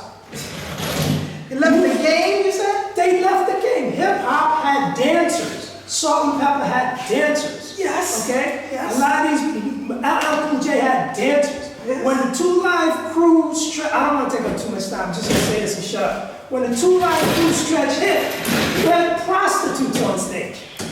And a lot of my friends who were dancers left the game. And it became What if I told you that Sexy Red song was a cover of a song that was made in the 1930s by black women? I know. So I'm saying to you, because I hear what you're saying, that hip hop being a driving force as far as the way our people are thinking today individualistically. Number one. Two, to not have no regard for not only themselves, their culture, and their genre, whatever you want to call it, but who is marketing the antidote? We are. No, we're not. Yeah, we are. We're trying. You're trying. Yeah. There is no antidote. So that's the problem. That's the problem. And they know that. So that's why they broke up music, since you're talking about music, into so many different genres. That's why people are such an uproar with Beyonce making a country-esque album, because they said, no, this is for us. That stuff over there is for y'all. It's been marketed to us that way. Black people, your average black person, they don't like rock and roll, they don't like jazz, they don't like country. It's all our shit. It's all our stuff. The reason why they don't, the reason why they gravitate towards pop music, so-called R&B, and rap music is because it's being marketed to us that way. Example, case in point. We grew up listening to 98.7 KISS and 107.5 WBLS, right? Those were the two main stations here in New York when we were coming up. Those two stations played Tina Marie, played Whole Notes, they played the black artists that people would consider to be rock artists, right? Because a particular sound was marketed to us.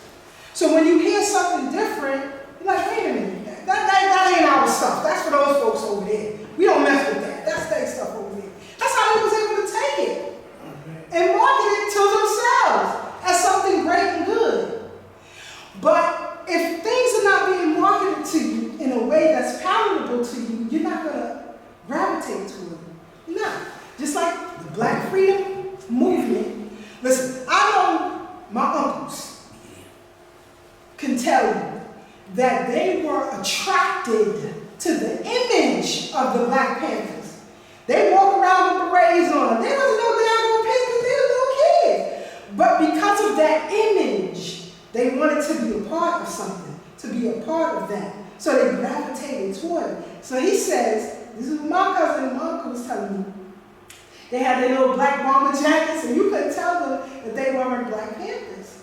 Because it was something that was palatable to them, and they can gravitate towards it. What is our antidote today for anything? I don't care, music, politics, healthcare, what is the antidote today?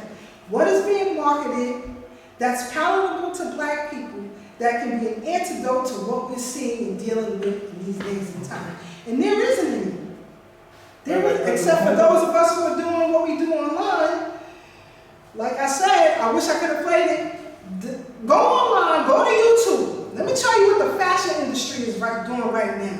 Brands like Fabletics, Under Armour, Nike are worried. Worried.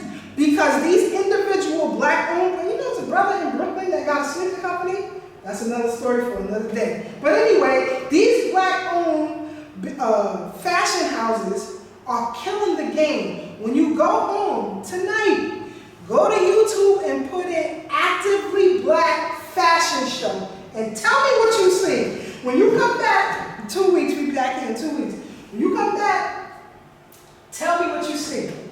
You have never seen a fashion show like that in your life, with the speeches of Malcolm leading the way for people to come down the runway, how everything is red, black, and green.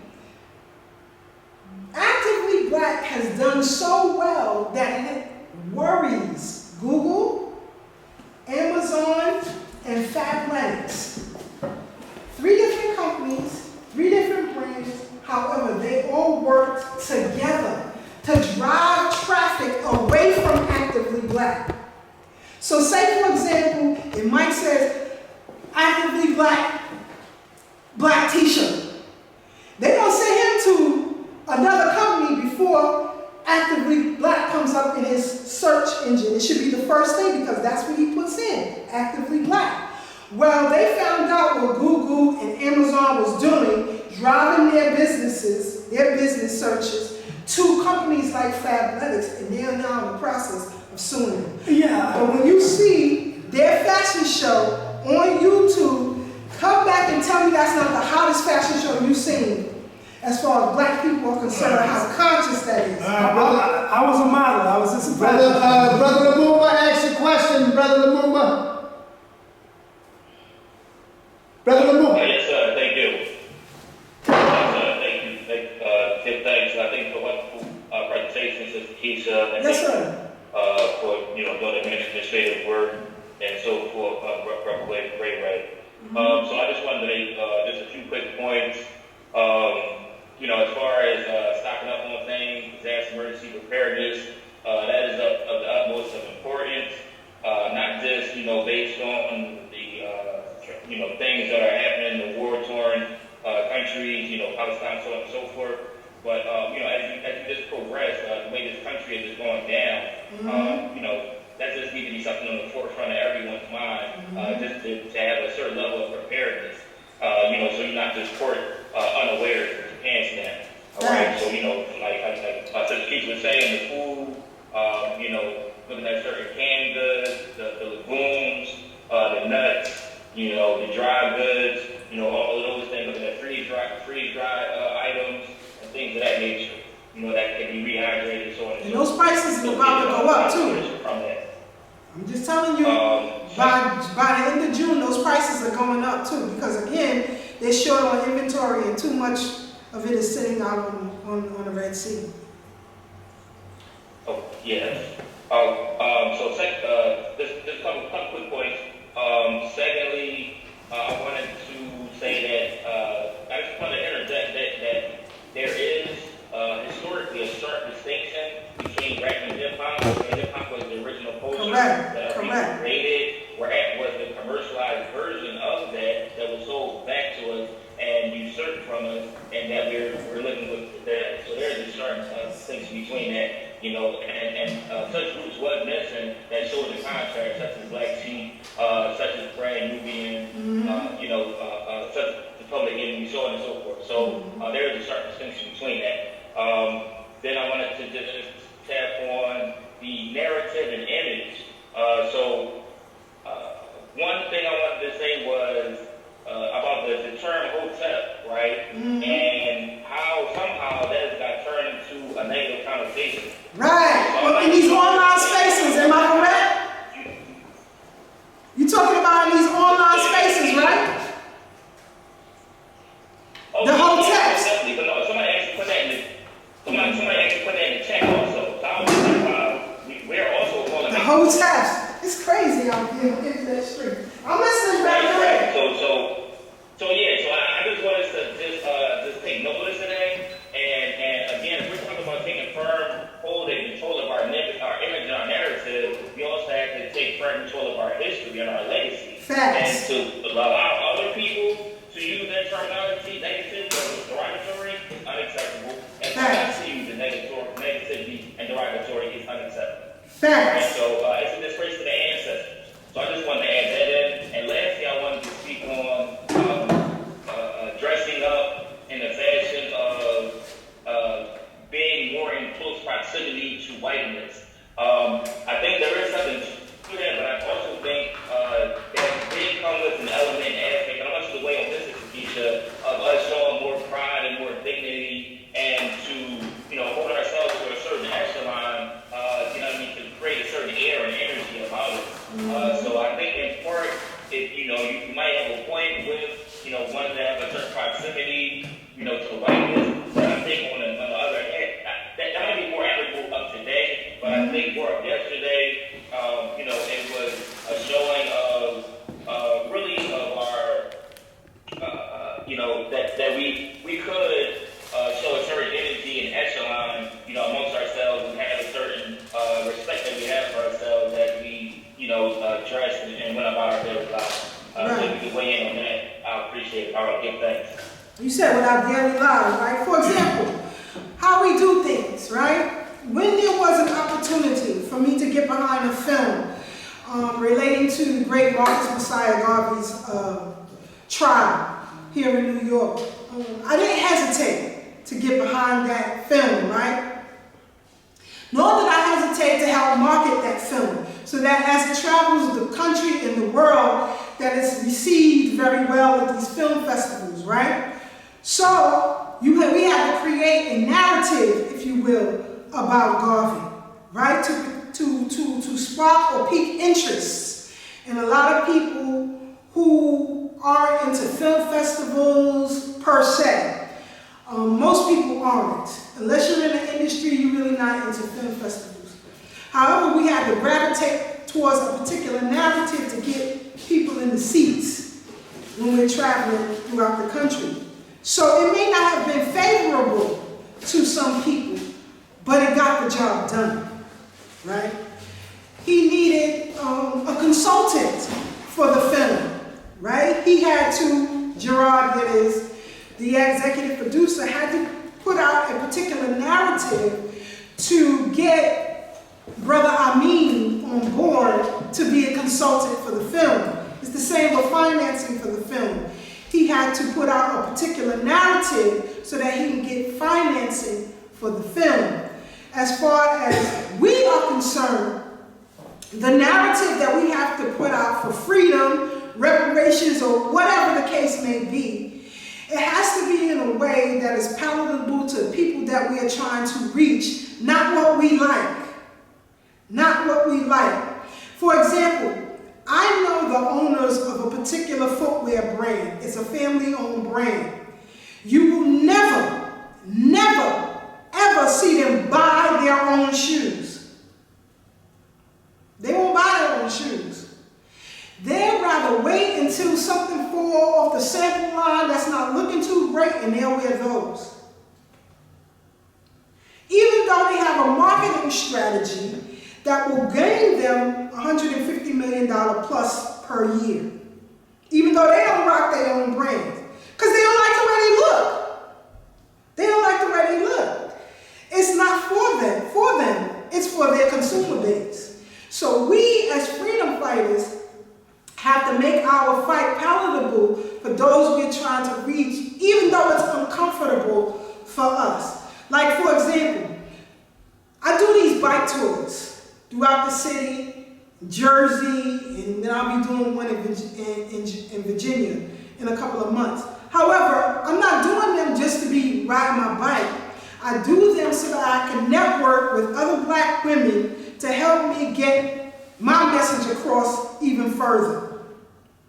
I don't like these chicks. It don't got nothing to do with that. It has everything to do with business. I don't know them. I don't know them like that. I don't want to know them like that. But I have to be in these spaces to help my platforms grow. I have to be in these spaces. So again, we got to get out of our own comfortability. We have to, in order to make our movement grow. That's what other folks do. That's what they continue to do. That's why, as Rajan said, he never bought a pair of Nikes before in his life. But they still garner billions of dollars every year, whether he buy them or not. Because somebody else going to buy what he didn't buy and then some. Yeah. All right, can I make a comment? Yes, sir. I won't make it long. It's 5 minutes. It's just something that I would like to ask everyone here and on the Zoom as a consideration. We live in the United States of America. Mm-hmm. This is a consideration. I'm not saying that as if it's a fact or this is what it is, for your consideration. Yeah. We live in the United States of America as it is today. The people who run the United States of America, which are white Anglo-Saxon men and corporations, because this is the way the country's run. Yeah. These people are at war. Yes, sir. They're at war with people of color, whether it's in Africa, whether it's in Asia. You judge it by the wars. Yeah. The people who run this country are at war, perpetual and continual, on black people, African people. The war has never stopped. Absolute facts.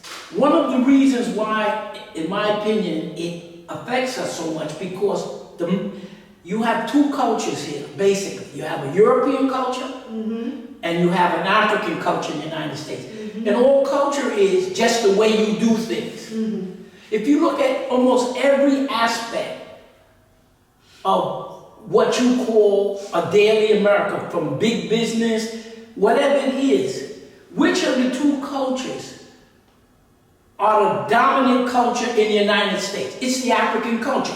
What we do every day, the music, predominant music, everything, sports, art, language. So what happens is you have these people, and the U.S. has been built up to a certain level of prosperity and riches at this point, which came about predominantly from African labor, from African, most of the inventions that were done by Africans. So they're at war with you.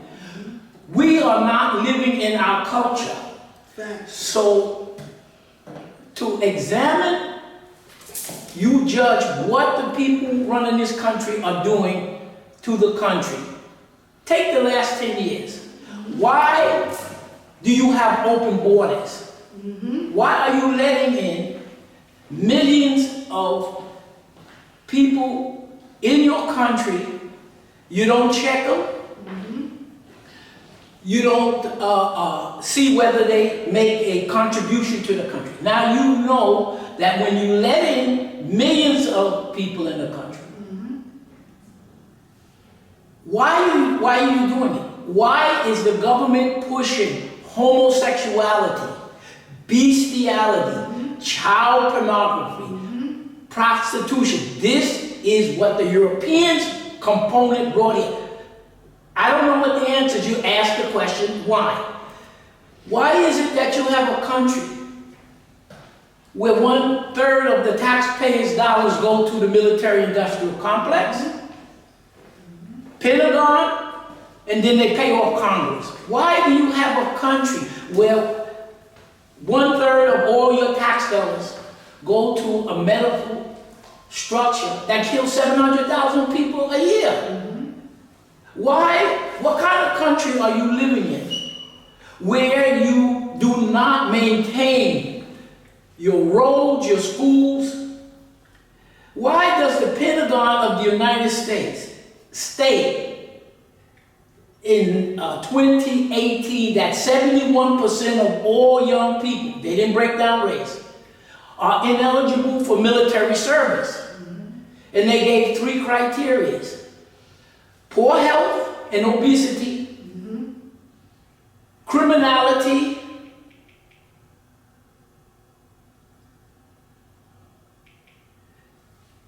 health, obesity, criminality, and there's a third one, I can't think of it right now.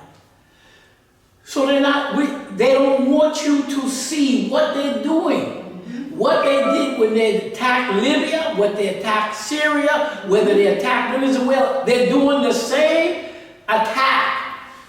So we under constant attack. You can't disregard that major factor. In the same way that they push the the homosexuality and all these deviants, all of your great culture, the music that you put here, the dance you put here, they're perverting it. 100%. That's the best that I see what is going on at this country. So they're at war. They're at war with the population, specifically African population. Okay, Mike? Okay, I just have a question. Yes, sir. And my question is, with respect to, as you mentioned, President Obama, in your opinion, what is the image as we speak right now in 2024 of him, perhaps his wife, if you want to include that, and the family, as opposed to the brother that we got familiar with, I'll say in 2004 for the most part, at that national speech that he made in 2004 that, led us to where we're at now. Just want to know, when you think of that image, whether positive or negative, when you see that Obama to this day, what comes to mind? From 2004 or now? Contrast. I'm just saying you can contrast it if you choose to do so, but I'm just saying that on a national level, we were introduced to him in 2004. Right. When he made that speech at the 2004 Democratic Convention. Right. And if we left with nothing else, we remembered that speech he made as a very young man, 20 years ago in 2004. Right. From 2004, and I'll just, if I can add a teeny bit, because it's really just a question, but I'll just add a teeny bit that there was a lot of hope, there was a lot of wishful thinking, there was a level of promise, I'll say, when we first saw then U.S. Senator Obama, Right. who had just was a state senator, pardon me, then the door got opened up to him to be a U.S. Senator, and off and running in no time, he was running. But so from 2004 to the present, you give me a snapshot of what you think of him, or if you just want to deal with today, that's fine too, but just give me a snapshot of Obama. When people first saw him back in 2004 at the convention, black people, I'm talking about black people, not the other people, because I don't know. Black people, as you said, saw hope and promise. I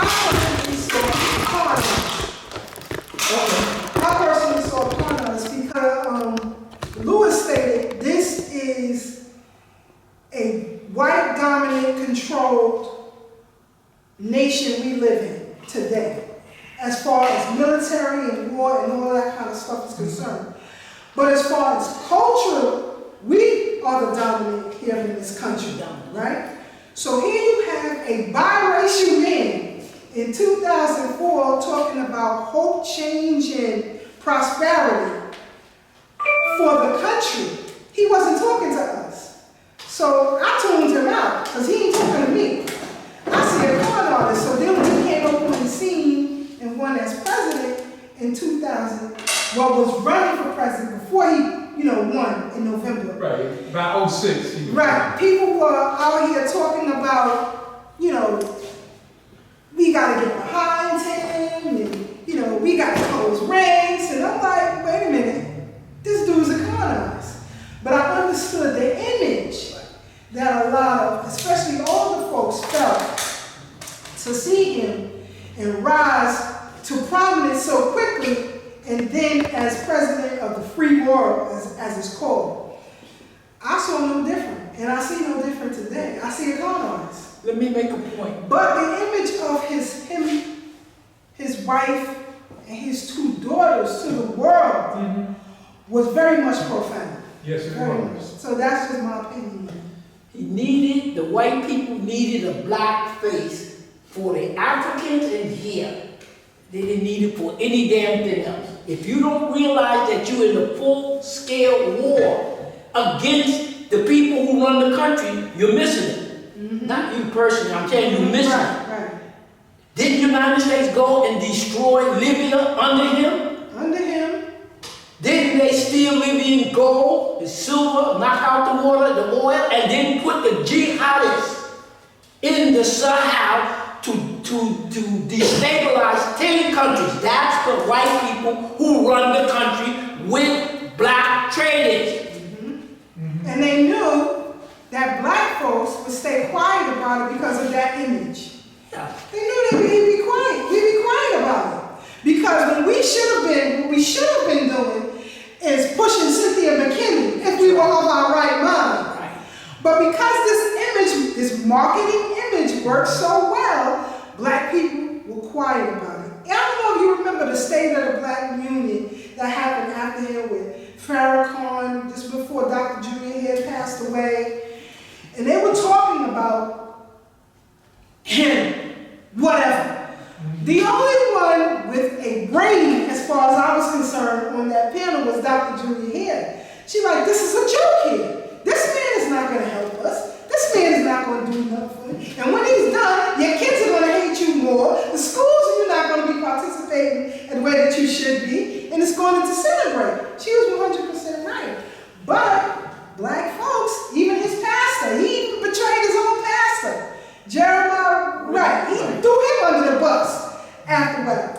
So, I say all this to say, I know a con artist when I see one. And he was a con artist. And unfortunately, I get this quote from you, that we want to win so badly from losing for so long. Once this image is before us, we fall right in line. And that's always been the truth. Are y'all talking about Barry Santoro? Well, look, Sister Keisha. Yeah, that's what we're talking about. Barry Santoro? That's what we're talking about. Well, the thing you gotta remember is, I wanted you to come out and say that. I'm fully clear on what preceded Obama, what brought him into existence, and much of what you said, much of what Dr. Lewis is maintaining.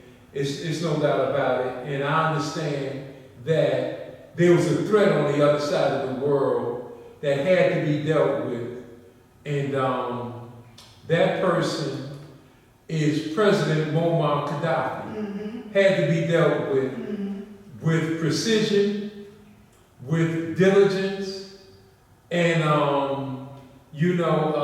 not death by 1,000 cuts. He had to be removed, and so it was a whole host of things. So it was important to bring him in. That's why he was fast-tracked over that 10-year period before, especially the last 5 years. So I'd say since the new century was coming into existence. So I'm talking about, let's say the late 1990s. He had to come in and usher in this government. Usher in. And he was ushered in, and I'll do that when I do it you know, at some point on Obama, but, you know, and you have a hawk like Secretary Clinton as his Secretary of State, you know, and she's anything but diplomatic. So to have her there and for her to bulldoze African countries, Caribbean countries, and force feed homosexuality on them, and to go against their own cultural networks that they've embraced for centuries. And for that to be ushered in with their, you know, whether they liked it or not, with an economic tie to it. That I just wanted you to come out with that image of Obama because it needs to be addressed wholesale at some point, which it hasn't been yet. Yeah, it should be because, you know, it was the greatest Jedi mind trick that was played on our people that I've ever seen. Sister Keisha, I thank you personally because the war that is out here against us, for you to be here, telling us that you and others, they're not going to crush us. That's what it says to me, that even though we kind of, you know, we're scattered, but you're telling me, you're letting me know that they can't break us. Fighting like this, they can't break us. That's the good part. Obama had white girlfriends, fiance. They told him you can't marry a white woman if we're going to put you up here like this. I mean, come on. We're doing good in this war of attrition. They can't get rid of us. So I thank you for letting us know that we're still in good shape. That's what it lets me know. Resistance That's is why here. those two got dealt with, these social media spheres, because they were trying to straddle the fence. As far as Dr. Francis Cress Welsing is concerned, this issue has come up again. And they tried to straddle the fence. And they got dealt with, put in time out, if you will. And they should on a regular basis because it's not their first time doing these things. They like to share information that makes them popular instead of correct. Correct. And You that's talking about those two individuals? Yes, that's problematic. That's really, really problematic. Unofficially, I agree. It's crazy. I agree. Crazy.